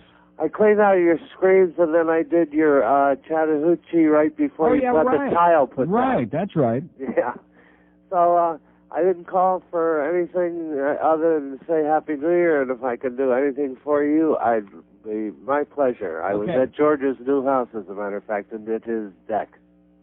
And whose deck was bigger? Okay, have a Happy New Year, pal. Okay, Happy New Year to you. Thanks a lot. Okay, pal. Yeah, okay. Well, he's having a little holiday cheer there. We have 2 open lines in Broward, 56705. What? No, he always sounds that way. I know, he's a good guy. He was in my house. He, not too long. I said, okay, get it over and get out of here. No, he's a good guy. And he didn't want to be paid either. In fact, I think I said, okay. And that's why it took him this long to call back. See, one thing, don't go to like Fat Rich or Rimmer. In fact, that's going to be our poll question on New Year's Eve tomorrow. Who's the biggest cheapskate, Fat Rich or Jeff Rimmer? And boy, that's going to be nip and tuck. I don't want to pick on Rich while he's got that bum knee, but that would be really, who's the bigger freeloader, Fat Rich or Jeff Rimmer? Man, a tight contest, noses apart at the wire. Here's Miami. Hello. Neil. Yes, sir. Passport renewal myth. You will not get it back the same day, so don't plan on that. Yeah, but how long does it take? There's 3 ways you can renew your passport. Okay. The first way and the cheapest way is $40. Well, I don't care about it. Okay. I'm loaded. The first way is to fill out the renewal application and mail it away. You'll get it back in 14 days. The second way is you take... Yeah, but when you mail it away, you got to send the old passport, right? Correct. Along with new photos and your money and the application for renewal. I think I'm going to have to do that, yeah.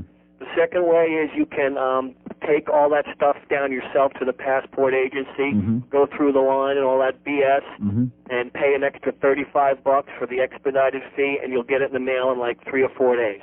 Oh, that's not bad. The third way is you can pay someone anywhere between $100 and $150 plus the $75 that the government charges for a fast renewal. Yeah. And let them do the whole thing for you. Oh, I don't want to do that.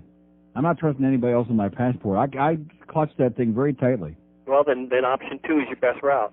Although, in Plantation City Hall is doing it. How could there be any long lines for a passport in Plantation? No, City Hall won't do it. They will not renew your passport. They'll take your application, your money, okay, and then they'll send it somewhere. But they will not. They don't. So that doesn't expedite it in any way? No. If you pay them an extra $35, yeah, okay, they'll then send it to the passport agency. Under the table, if you slip them out of their 50? They'll send it to the passport agency, who will process it within 3 to 4 days, and then they'll send it back to you in regular mail, which is almost the same thing as if you were to go down to the passport agency and do it yourself. But if I send it in through the mail, I get it in 14 days, right? That's right. Even faster if you send them like a self-addressed Federal Express Airway bill or a U.S. mail next day thing. Okay, I'm going to go home and do it today. I'm going to send that thing out immediately. All right, you can get the address on the internet and everything. I got all the stuff. I got it. Okay. They sent it to me. Thanks a lot. Thank you. See you at the passport control.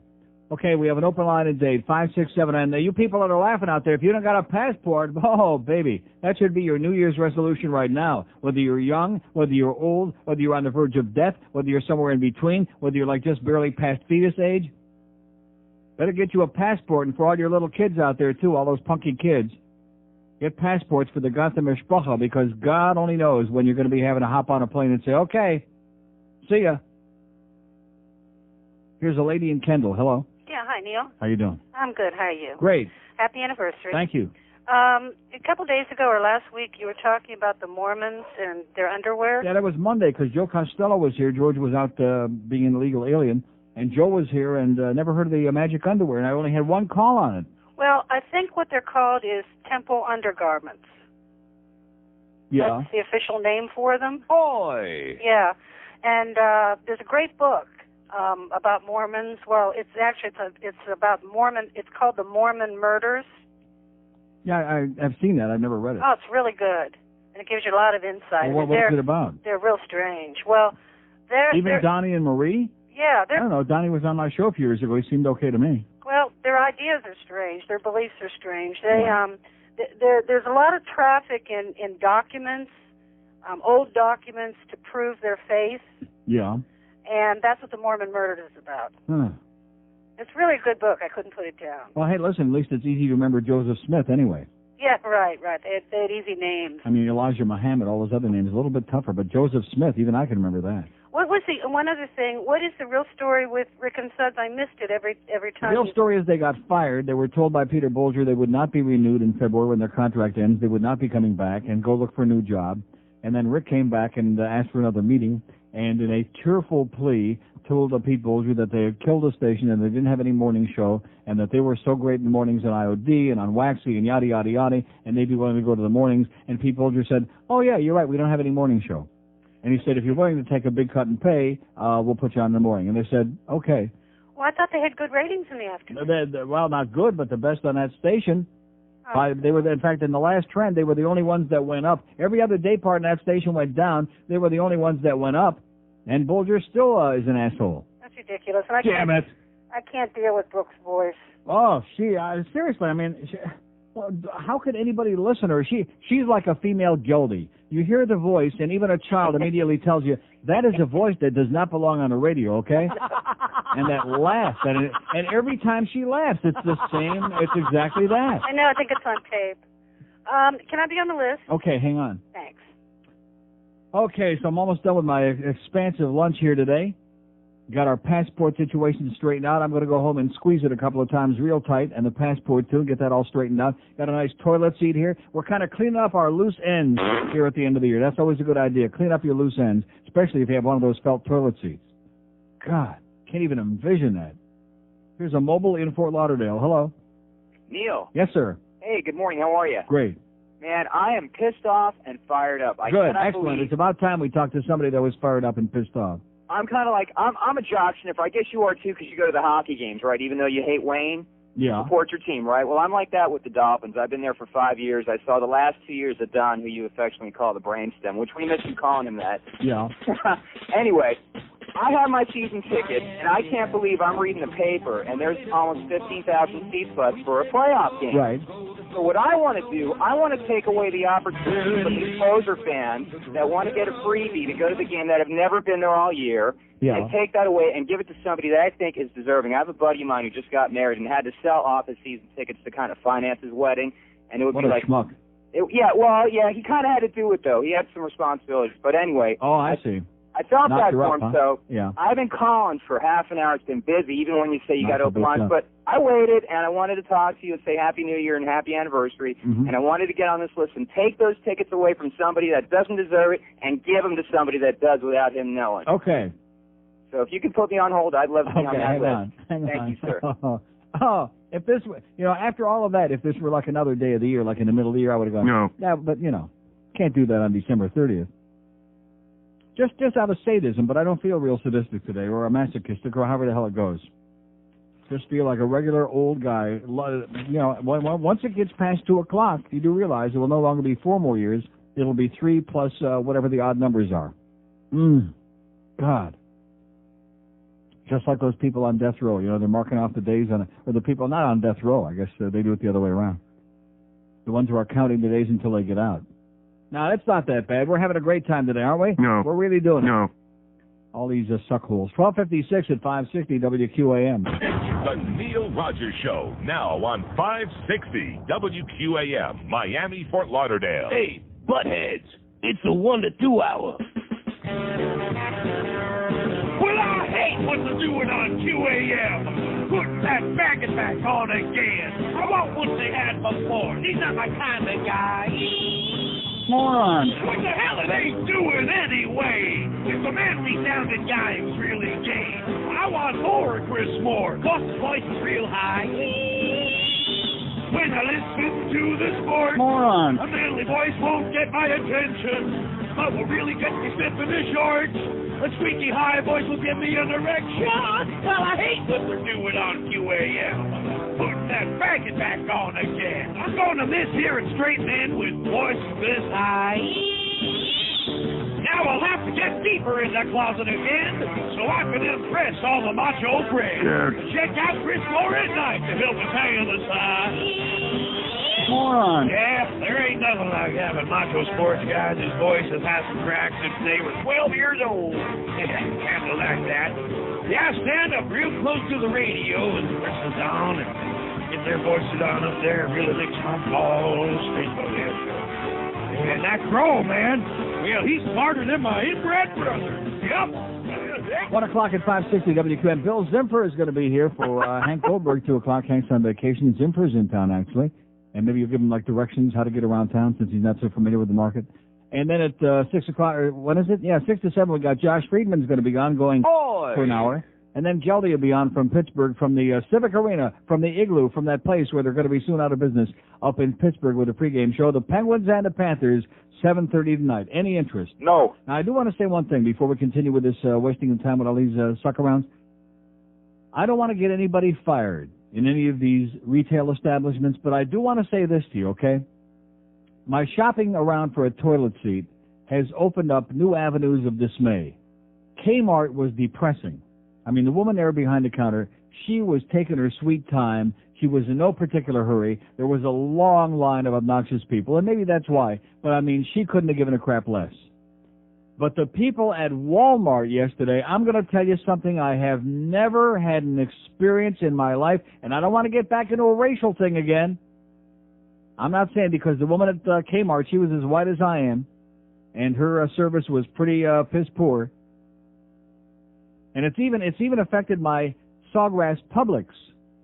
And it seems that there are certain racial minority people, I don't want to talk about what it is, you know, I don't want to be saying what it be, but people that kind of like hang out and they got the young 16-year-old kid, he's bagging, and he's here and she's there, the cashier, and they be talking, and it's like you're not even there.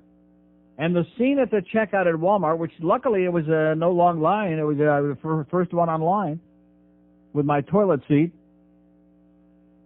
And they had a little fun fest going on there at the end of that register.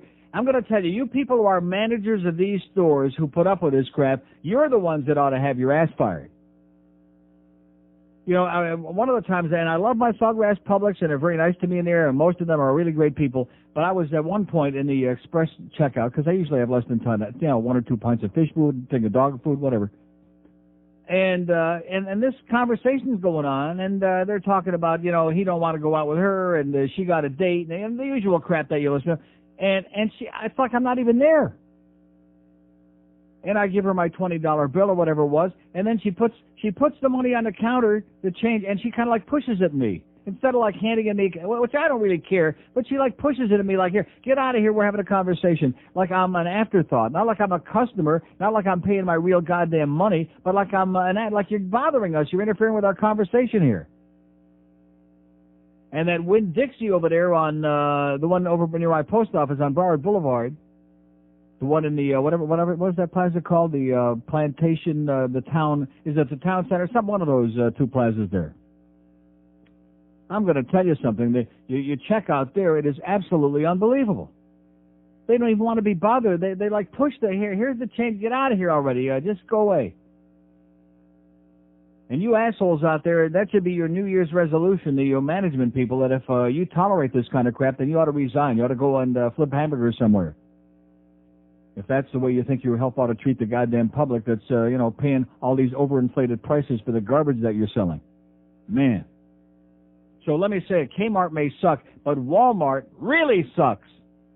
Really sucks. The kind of people you got working at your checkouts, man, I wouldn't wish on goddamn Attila the Hun. I wouldn't wish on Pete Bolger, the assassin, the kind of people you got working at your checkouts.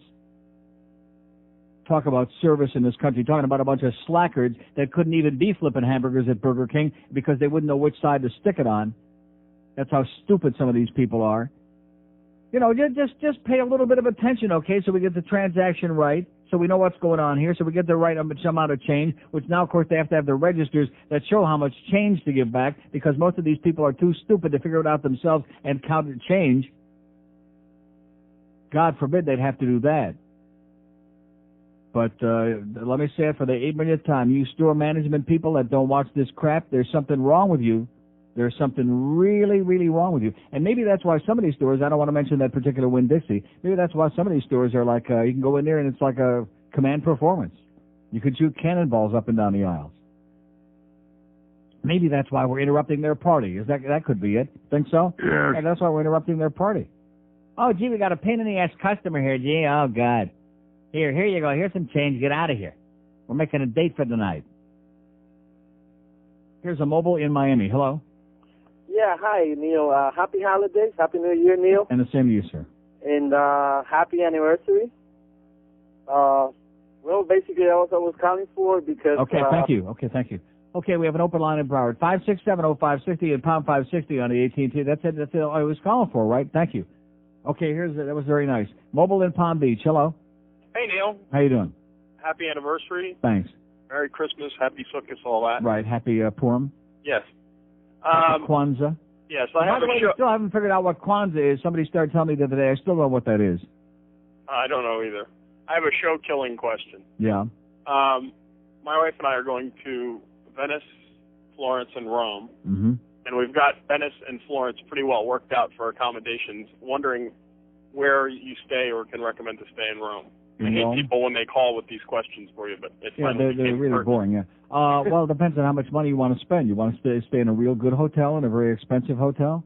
We're staying in very nice hotels in the other two. Where are you staying in Florence? In Florence, we're staying at the Rivoli, which is 4-star, right down in the historical district, and then in that's more a location thing, and then in Venice at Danieli. Yeah. Yeah. Well, I never stayed in Venice. You never stayed in Venice, okay. I mean, never went to Venice, but in Florence we stayed at the, I can't think of the name of it, but very, very overpriced. I think the Excelsior, I mean, the price is ridiculous. This is similar to the Excelsior, actually. It is? Yeah. No, Excelsior's a 5. No, the Excelsior's a 5-star hotel. Is it a 5? Expensive. Yeah. Okay. Well, this is a 4. Well, it's in Rome, pretty damn expensive. in Rome, if you want to stay at a 4-star hotel, I've stayed in the Star Hotel Metropole, which is it's okay. I mean, it's clean. It's not really super modern, and the rooms are small and sterile, but it's okay. And they got they're right next to a couple of really great restaurants. One of our favorite trattorias downstairs, right on the corner there, and it's in a pretty decent part of town as far as being centralized, right by the train station. Okay. Never been to Venice. Huh? No, I've never been there. That's interesting. Yeah. Okay. Well, thank you very much for the advice. I don't want to be on the list. When are you going? We're going in March. So Great. It's our 10th anniversary, so the weather should be okay. Yeah, it'll be all a right. little chilly, but yeah, in Rome it'll be fine. We're very excited, and I wanted to get your opinion because I've been hearing you talk about it forever. So. Okay, have a great time. You too. Thanks. See ya. Okay, it's your hotel headquarters here. We have an open line today, 567-0560, pound 560. By the way, don't eat at McDonald's in Rome, okay? Please, I'm begging you. If you go to Amsterdam, you're permitted to eat at McDonald's, Burger King, Kentucky Fry, because the food there blows. But don't go to Italy and be eating at no McDonald's, okay? Because you definitely will. We'll send somebody after you and take care of you, okay? Do not eat in McDonald's in a place like Rome. And the fact that they allow them to build McDonald's in Rome, somebody ought to be for that, okay? Poisoning the Italians with the American garbage, okay, that we continue spreading all over the world. All over the world.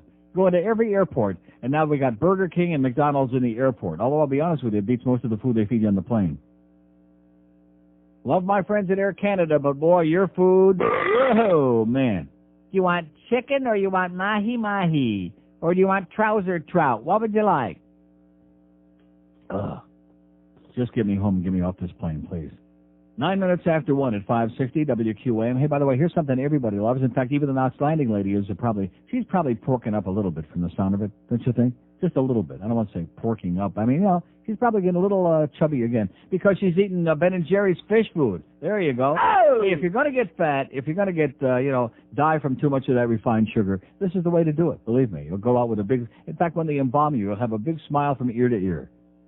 And they can put on your tombstone, killed by Ben & Jerry's fish food, but boy, what a way to go. What a way to go. That's right. In fact, if you have a particular kind of digestive system like I do, Ben & Jerry's is even better than Pizza Loft. That's right. Wow. Woo! You'll need an extra toilet seat if you have enough fish food. What is fish food with a pH? Well, it's chocolate ice cream loaded with gooey caramel and marshmallow, just stripes and stripes of all that good stuff right through the middle of it, and little chocolate pieces shaped like fish kind of strewn all throughout that stuff. It is just unbelievable.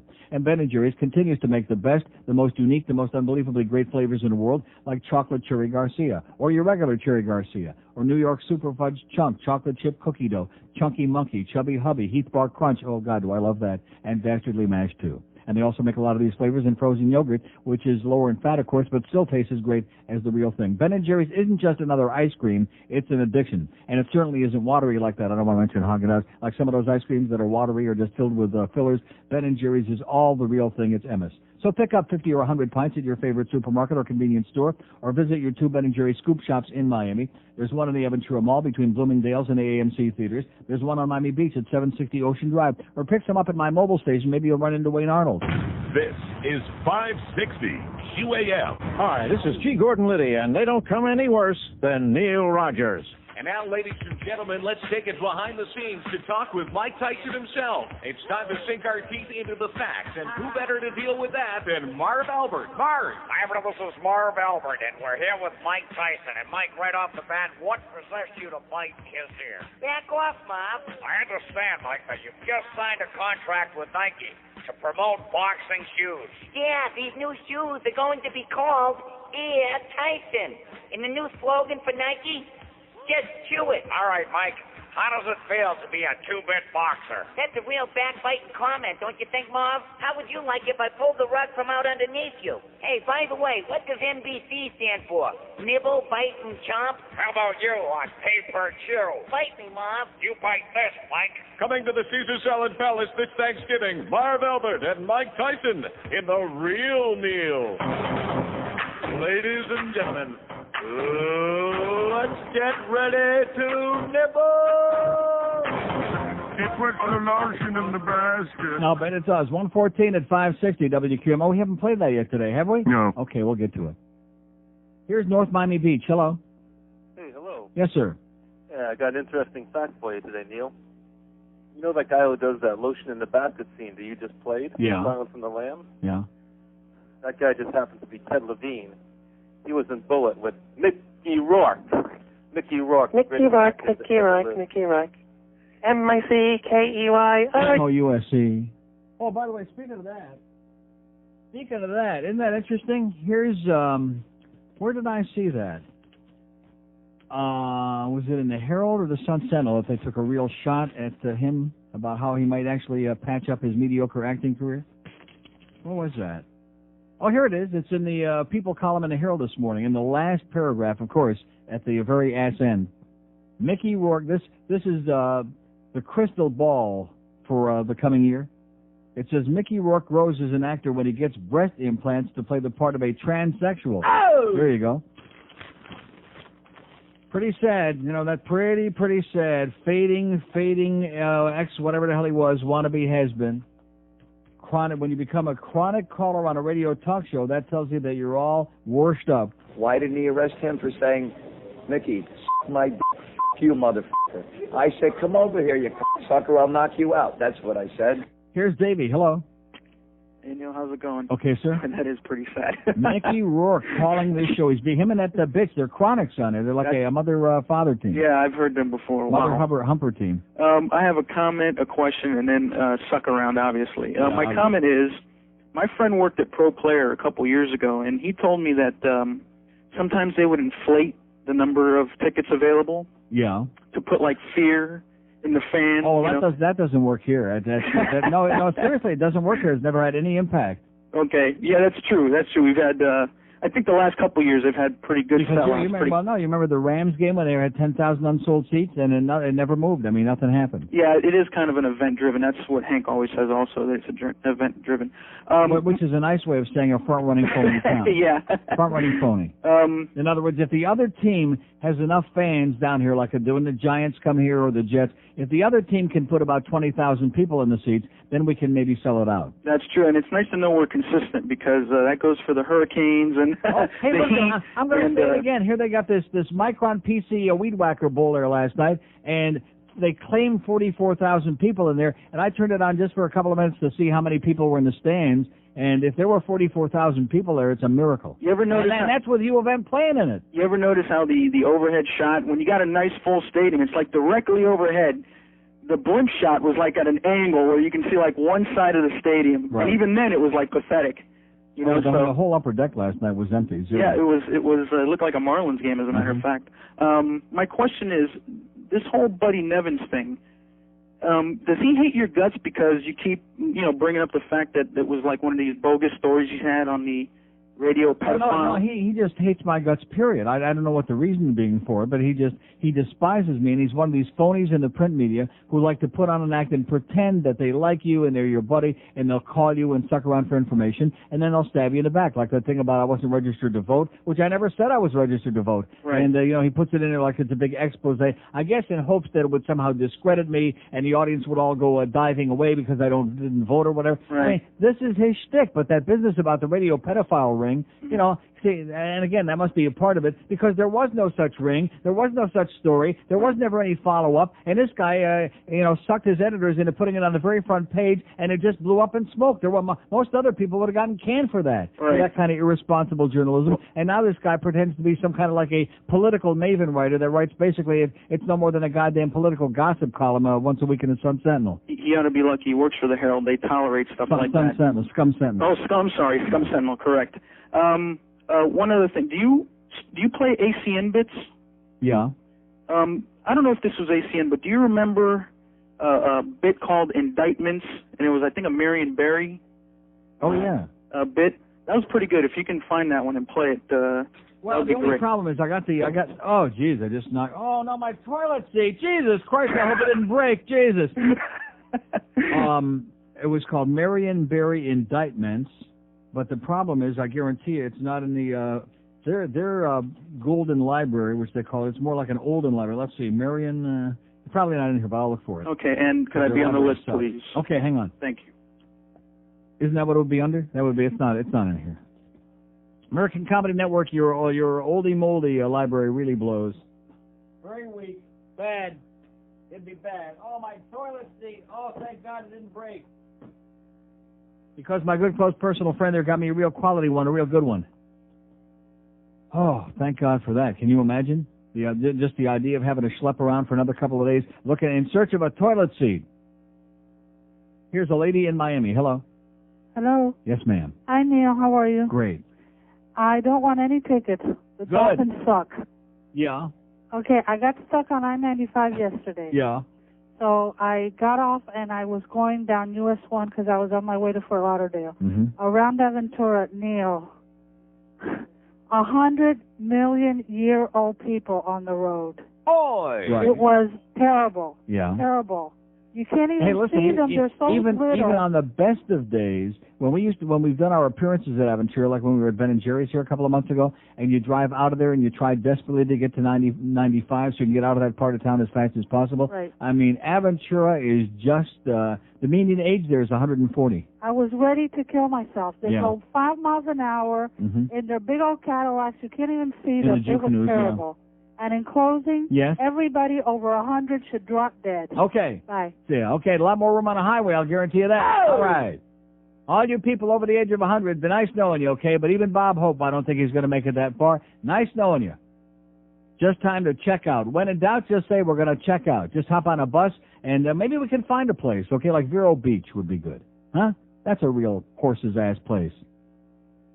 Vero Beach or Huh? Yeah, the West Coast, that would be good. There's plenty of old farts over there. In fact, in St. Petersburg, the grandparents of the dead people here all live in St. Pete. That would be good. There's a lot of wide open spaces over there.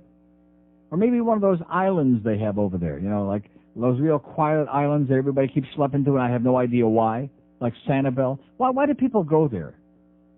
I'll tell you why, because there's too many goyim in this state. That's the problem. People that have no idea where to really go to have a good time. We go to Captiva. We go to Sanibel. And, and every time somebody says that, I have one question. Why? Yeah, I mean, well, what are you thinking about?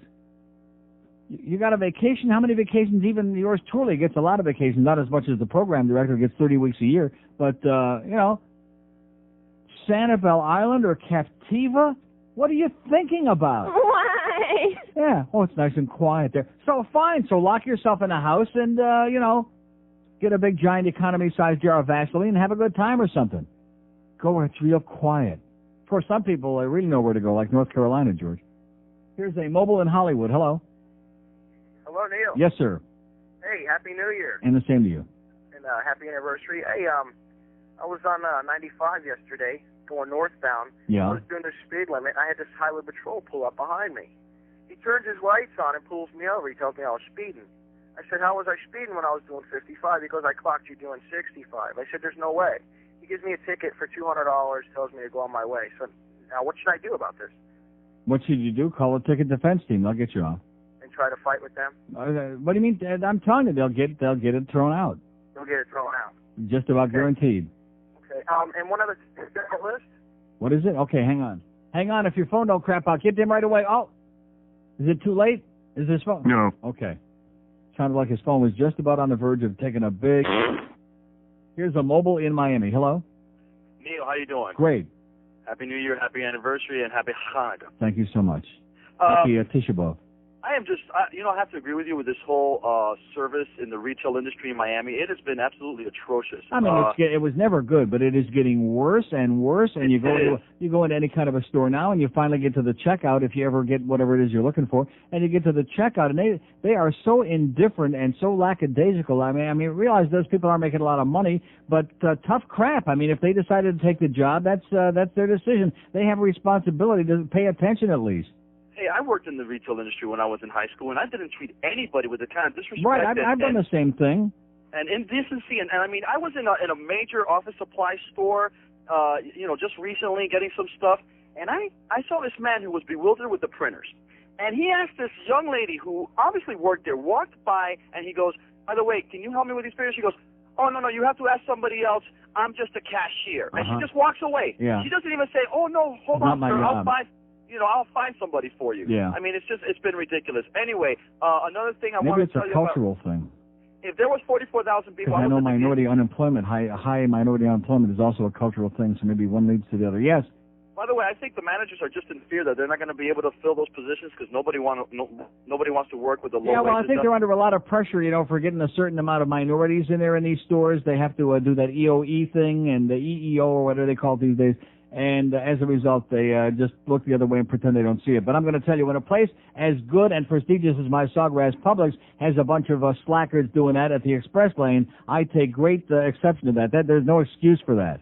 Neil, have a great one. And you too. Bye-bye. Bull crap of acting like, hey, and you're standing there and you're watching it. I mean, it's not like they're doing it behind your back. You're standing there and they're talking back and forth, and maybe whoever's doing the bagging of groceries is just slopping them in there. They're not even looking at them or paying any attention because they're having a conversation. They're just doing this like they're doing you a favor.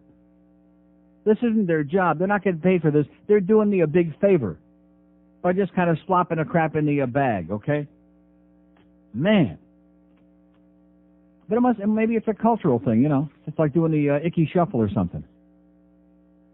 125 at 560 WQAM. Where's my meat?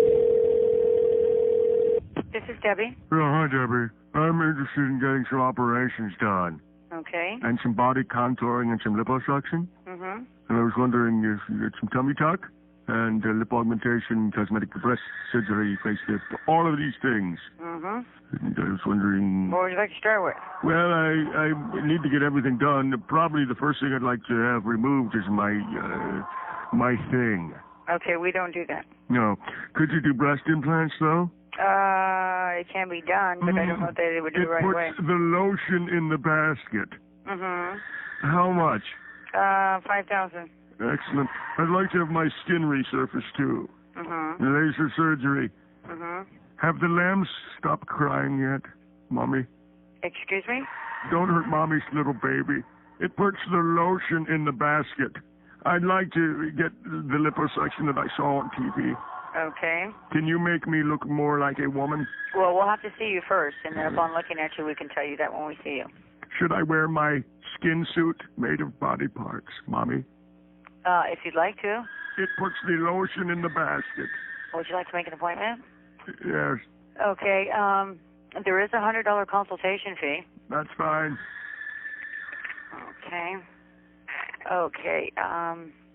My name is Buffalo Bill. Okay, let me get a little information from you, okay? Just one moment. It puts the lotion in the basket. I understand. It puts the lotion in the basket. Do you want to come in for a consultation for It puts the lotion in the basket. Okay. Would you like to make an appointment, or do you want to call me back? It puts the lotion in the basket. I understand. I've got my skin suit nipple necklace. Bill. It puts the lotion in the basket. I understand that. Would you like to... It puts the lotion in the basket. Would you like to make an appointment? It puts the lotion in the basket. Okay, I will talk to you another time, okay? It puts the lotion in the basket. Hello? Uh-oh, I think she hung up. Yes. Oh, God.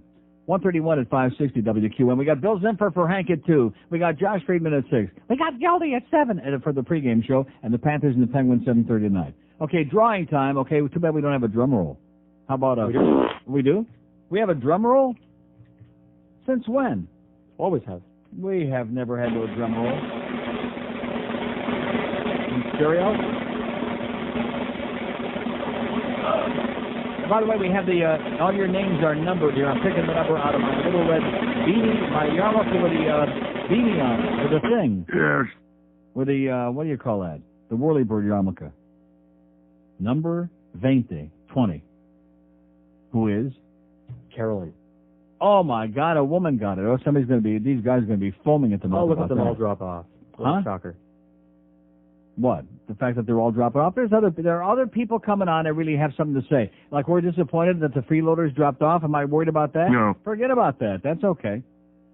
So number 20, there's the winner, George. Carolyn, whoever you are, and George will be giving you a call and enjoy the game. And you got your parking pass and 2 great club seats, and you're welcome and have a happy new year, and whichever team you're pulling for. Boy, I sure hope that wasn't a Bills fan, was it? I don't remember which one. Well, we don't ask for names when they call, but boy, I sure hope, because the rest of these people will be psychotic. They'll be foaming at the mouth if that was a woman from a Buffalo. Maybe it was Mrs. Buffalo Bill. Here's Sunrise. Hello. Hey, Neil. Yes, sir. Hey, my roommate, before I got married, my roommate was a manager at Publix. And he would come home every night so pissed off because of all those little N-words that he had to fire, and he'd have to go through stacks and stacks of applications of retarded 15-year-olds that wanted a job. What a sack of crap. Yeah. I know. I mean, he was mad. Mm-hmm. And I figured all the callers would drop off after you gave away them. Yeah, but everybody else, they're all replaced. Everybody's on there. All the real callers are back. Yeah. I'm sorry that they had to put up with like 2.5 hours of freeloading. All right, Neil, you're great. Have a great New Year. Happy New Year. Bye. Bye. Yeah, it's too bad. You know, what's the excuse going to be for this, okay? Is this another cultural thing? Is that what we're going to be hearing about? And I'm not saying it's only members of ethnic minorities that do this, but I certainly do notice a much greater lack of sensitivity to the needs of the customers. You know what I'm talking about? Do you get the message? Uh-huh. That's right. Have a bunch of punk kids standing there talking trash back and forth, and like you're not even there, like you're the invisible man, like I'm Ray Milland or something. Oh, there be a customer here? Well, hey, so anyway, tonight 7:30, Rufus going to be, I'm not interested in hearing that crap. Talk about it during the interludes when there's nobody online, and especially when you are the only person online, like I happened to be at that express checkout at Publix several days ago. There's nobody behind me. So, bag the stuff, give me my change, and then finish your conversation when I get the hell out of the way here already. You got plenty of time to talk BS, to talk all that crap. That's right. Unacceptable, and this is the problem living in a country where we have to pamper everybody. If you want to do the job, fine. If you want to socialize, great. It's just like the thing with a hockey game. If you want to watch the game, if you're there to pay attention, fine. If you want to socialize, go out in the hallway. It's a big, gigantic, beautiful, luxurious place. Go in the tea room and compare each other's whatever you got, okay? Compare notes. Man. Here's a lady in Kendall. Hello. Hi. Neil. How you doing? The other day I put on Super Talk. Yeah. To see how Brooke was doing. Yeah. It's about 6 o'clock in the afternoon, and something weird was really, really weird on there. Yeah. Apparently, she's only on from 3 to 6. At 6 Well, o'clock. because Lardass is on from noon to 3, right? But who is it on at 6 o'clock? Whoever he was, it was Monday around 6. I didn't get a name. He's talking about how he left town and went to Arizona. Yeah. And because he didn't want to work for Lee Fowler. Oh, Tom Leykis. That's a syndicated show. That's Oh, they what stuck that him is? on there now, yeah. Oh, okay. Did he mention the fact that he left in the middle of the night and skulked out? Yeah, he talked about Because how I beat the crap out of him in the ratings and he left at night? Oh, is that why he left? Right. Oh, okay. Yeah, he came to town thinking he was going to be a hot shot. When I left WNWS and went to INZ, he was the replacement. And he got a customized license plate that said Neil Who. And then when the first full rating book came out and I had a 7 share and he had a 3, he left like no, seriously. He left it like in the middle of the night. He didn't resign. He didn't tell them, and he drove off to Arizona and wound up working out there for a while. Yeah, that's exactly what he was talking He's about. a turd burger. He's crap. And I couldn't figure out who the hell he was. I knew you would know. Yeah, I call him Tom Don't Like Us. That's him. And that's Well, at any rate. That's another syndicated show. He's coming out of the West Coast or somewhere. He's not there at INZ. I mean, they've taken virtually all the live shows off of that station. Destroyed it, butchered Well, all it. I've got then is Brooke on from 3 to 6. And Rick and Suds will be in the morning starting on January and 4th. that's going to be, I'm not going to be able to listen to that. Right. Thank God I've got your tapes. Okay. Because if I didn't have your tapes, I wouldn't be able to get home at night. Okay. All right, bye-bye. Have a happy New Year. Thank you. Bye. So how do you like that? Peter Bolger, by the way, here's a great fax. Somebody has faxed to Pete Bolger. It says, Neil is right in asking how you sleep at night. After making the decision to fire Rick and Suds, you backstep after Rick's tearful plea. Then you have the audacity to go around and tell everyone we have to put our strongest show on mornings. Really? You have to put them on mornings? I thought you were going to fire them, Pete. And it goes on and on. Great fax. Thank you very much, Mr. TP or PP or whoever you are. Yeah, that's what Pete ought to be wiping with TP. Because he is walking. He really is. He's a walking turd burger Bolger. He's walking. That's right, on 2 legs. I mean, it's one thing to protect yourself and everybody's got to look out for their job, but to be such a professional suckhole and such a cloak and dagger assassin like he is, and to lie about anything and everything. I mean, if the guy told you what day of the week it is, you'd start calling Joe Rizzoli to get a calendar to make sure. Yeah. And there's nothing this man could tell me that I would believe. And the answer, by the way, what's her name? Rana. If Rana is wondering if I might ever work for that organization under any circumstances, even after I should leave here, the answer is no. No chance. No. You sure? No. Yes. 22 till 2 at 560 WQAM. If you Stench of cow manure hovers over this performance by the Dolphins. Tonight on Prime News, actress Wendy Day will demonstrate breast self-examination. First and foremost, the procedures for self-examination are identical no matter what size you may have. Disregard the fact that I have 40 double Ds, and just pay attention to the procedure. First, unbutton the bra, as I'm doing here. It's important to be meticulous in your examination. I like to go over the same area more than once to be sure. And I like to start from the outer region and work my way to the center in a circular motion. Oh, that feels just perfect. Join Wendy Day as she demonstrates breast self-exam on Prime News all this week.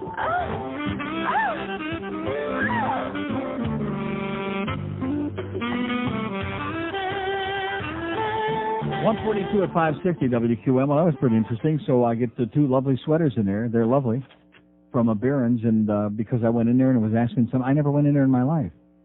Well, like I said, it was really an interesting time I had in there. But at any rate, so here's the facts. A Jacksonville Jaguars fan arrested for selling 2 tickets for 6 cents over the legal profit margin has settled with the city after he sued their ass. So Stephen David, I think that's a bad fax, of Largo received $2,500 from the city. He said he's donating the money to the Jaguars Foundation to buy tickets for underprivileged children. He was arrested November 15 after police said he sold an undercover officer 2 tickets, each at 28 cents more than their face value. A city ordinance says people can sell a ticket for no more than 25 cents above face value. So he was like 6 cents over the limit, and he sued their ass, and they said, okay, here's $2,500, please go away. And he said, okay. Yeah. How do you like that? Like I said, it's a police state, baby. They're worried about this crap. In the meantime, in Miami, they're shooting each other like flies, yes? Someone's impersonating you. Meaning what? Joe Costello just called to say that he was in Barron's, and they were telling him the whole story about how you were in there, and you were a great guy, and you kissed somebody on the hand, and all this stuff. All of these things. All of these things. I've never been in Barron's in my life.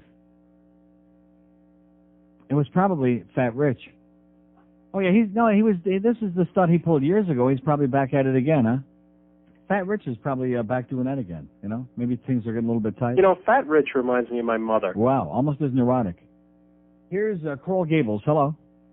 Neil. Yes, sir. How you doing? Great. Called to suck around for some tickets. I guess I was late. Yeah, sorry about that. No, hey, it's all right. I like talking to you anyway.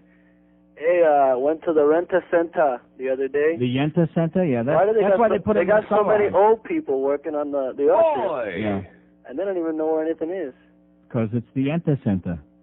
Yeah, and as far as New Year's in Vegas, it's great, man. I had a great time a couple years ago on your recommendation. Yeah, I should have gone. I canceled all my plans to go this weekend. I canceled it all because I need to, just that place vegetate is great, for a man. couple. It is.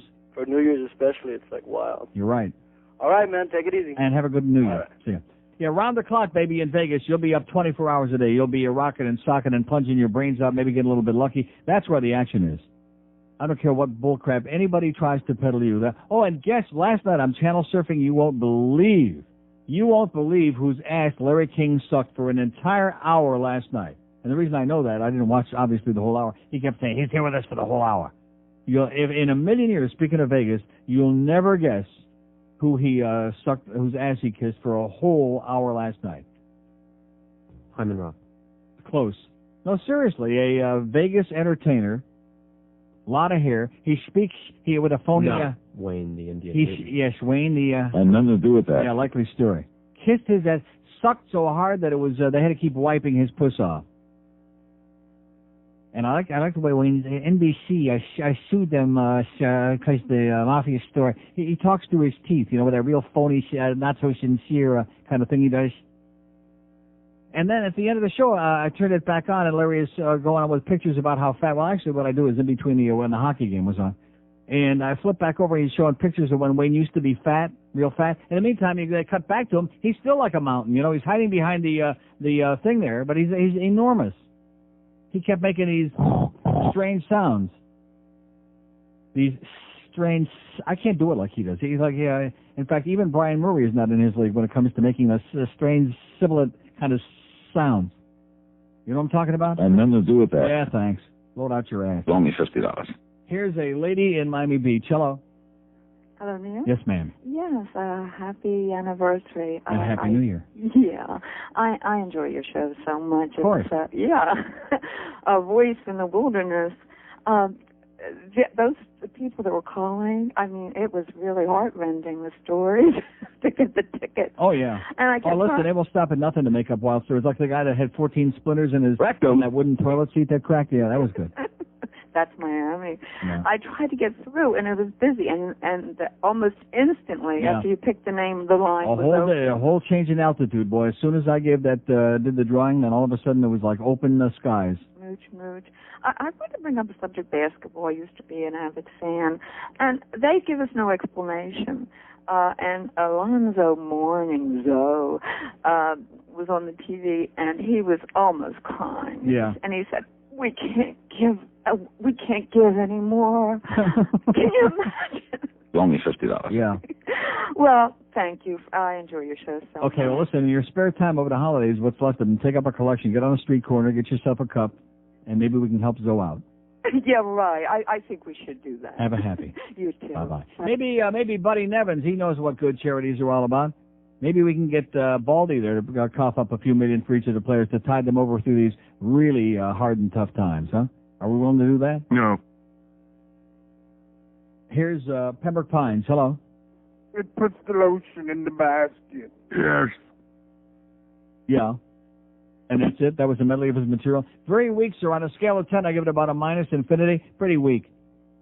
2 open lines in Dade now all of a sudden. 5-6, I can't imagine why. 5670560, pound 560 on the AT&T wireless line. Tomorrow will be in December 31st. I'm curious. Do you think we ought to do part 2 of what I did last week? because there's a lot of stuff I didn't, like the last half of the alphabet in the DCS I never got to. So probably we ought to do that tomorrow in honor of the holiday because it is New Year's Eve.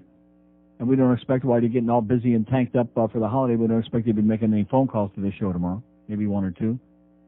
Here's Lake Worth. Hello. Hello. Yes, sir. Happy New Year. Same to you, sir. Happy anniversary. This is John in Lake Worth. I just sent you that fax. Yes, John. What a great American this is. Well, I feel honored. You've actually read 3 of them this week. Because they've all been good. They have. I am the one and only who penned that letter to Ronna Wolf. Yeah. And got that ridiculous reply. How do you like that reply? You ought to be very proud that you got that another lying fax from Pete Bolger about how we have to put our strongest talent on in the morning. And here's a guy that was going to blow them out. Yeah, let me tell you what. I've been listening to you right around the time of the Phil and the Rick and Suds. I don't want to bring all that up again, but I guess it's been about, 4 years? Yeah. The radio industry, amongst these types of shows, to me, is so predictable, it's not even funny. I mean, this change that he made, I mean, you know, but I can even tell that it's going to fail within the first 3 months. I mean, it's not going to go anywhere. Mm-hmm. To put them in the morning, that's why I wrote that letter. And being the cheap-ass outfit that they are, they're not going to give them any more support in the morning than IOD gave them in the morning, and then they're not going to do anything with them, and they're on their own. And not only that, but, I mean, as I stated in the letter, the competition, they were unmatched in the afternoon with the exception of Hank. Right. Okay, the competition in the morning, Palm Beach, they can forget about it. Everybody's devout Bob and Tom fans, which I am, so I'm kind of like torn in between the two. But the one good thing is, well, the one good thing is that now I don't have to cut back to the first team during the commercials of Bob and Tom. I mean Ranieri. Ranieri will be starting Monday. Oh, that's good. I'm glad to hear that. But it's just, it's so predictable. And especially, like you said, putting Brooke back on in the afternoon. I mean, she flopped the first time. And again, the story, which I tend to believe, knowing Pete Bolger and his erratic behavior, the idea that they ran into each other at a Tire Kingdom store, and while they're sitting there waiting for their tires to get, for their rubber to get done. No, see, actually, you misunderstood. She was changing tires. Yeah, I believe that. Okay, yeah, and then he said, hey, do you need a better job than Yeah, right. Listen, I believe that. If you ever met Brooke, you believe in a heartbeat. Yeah. This is,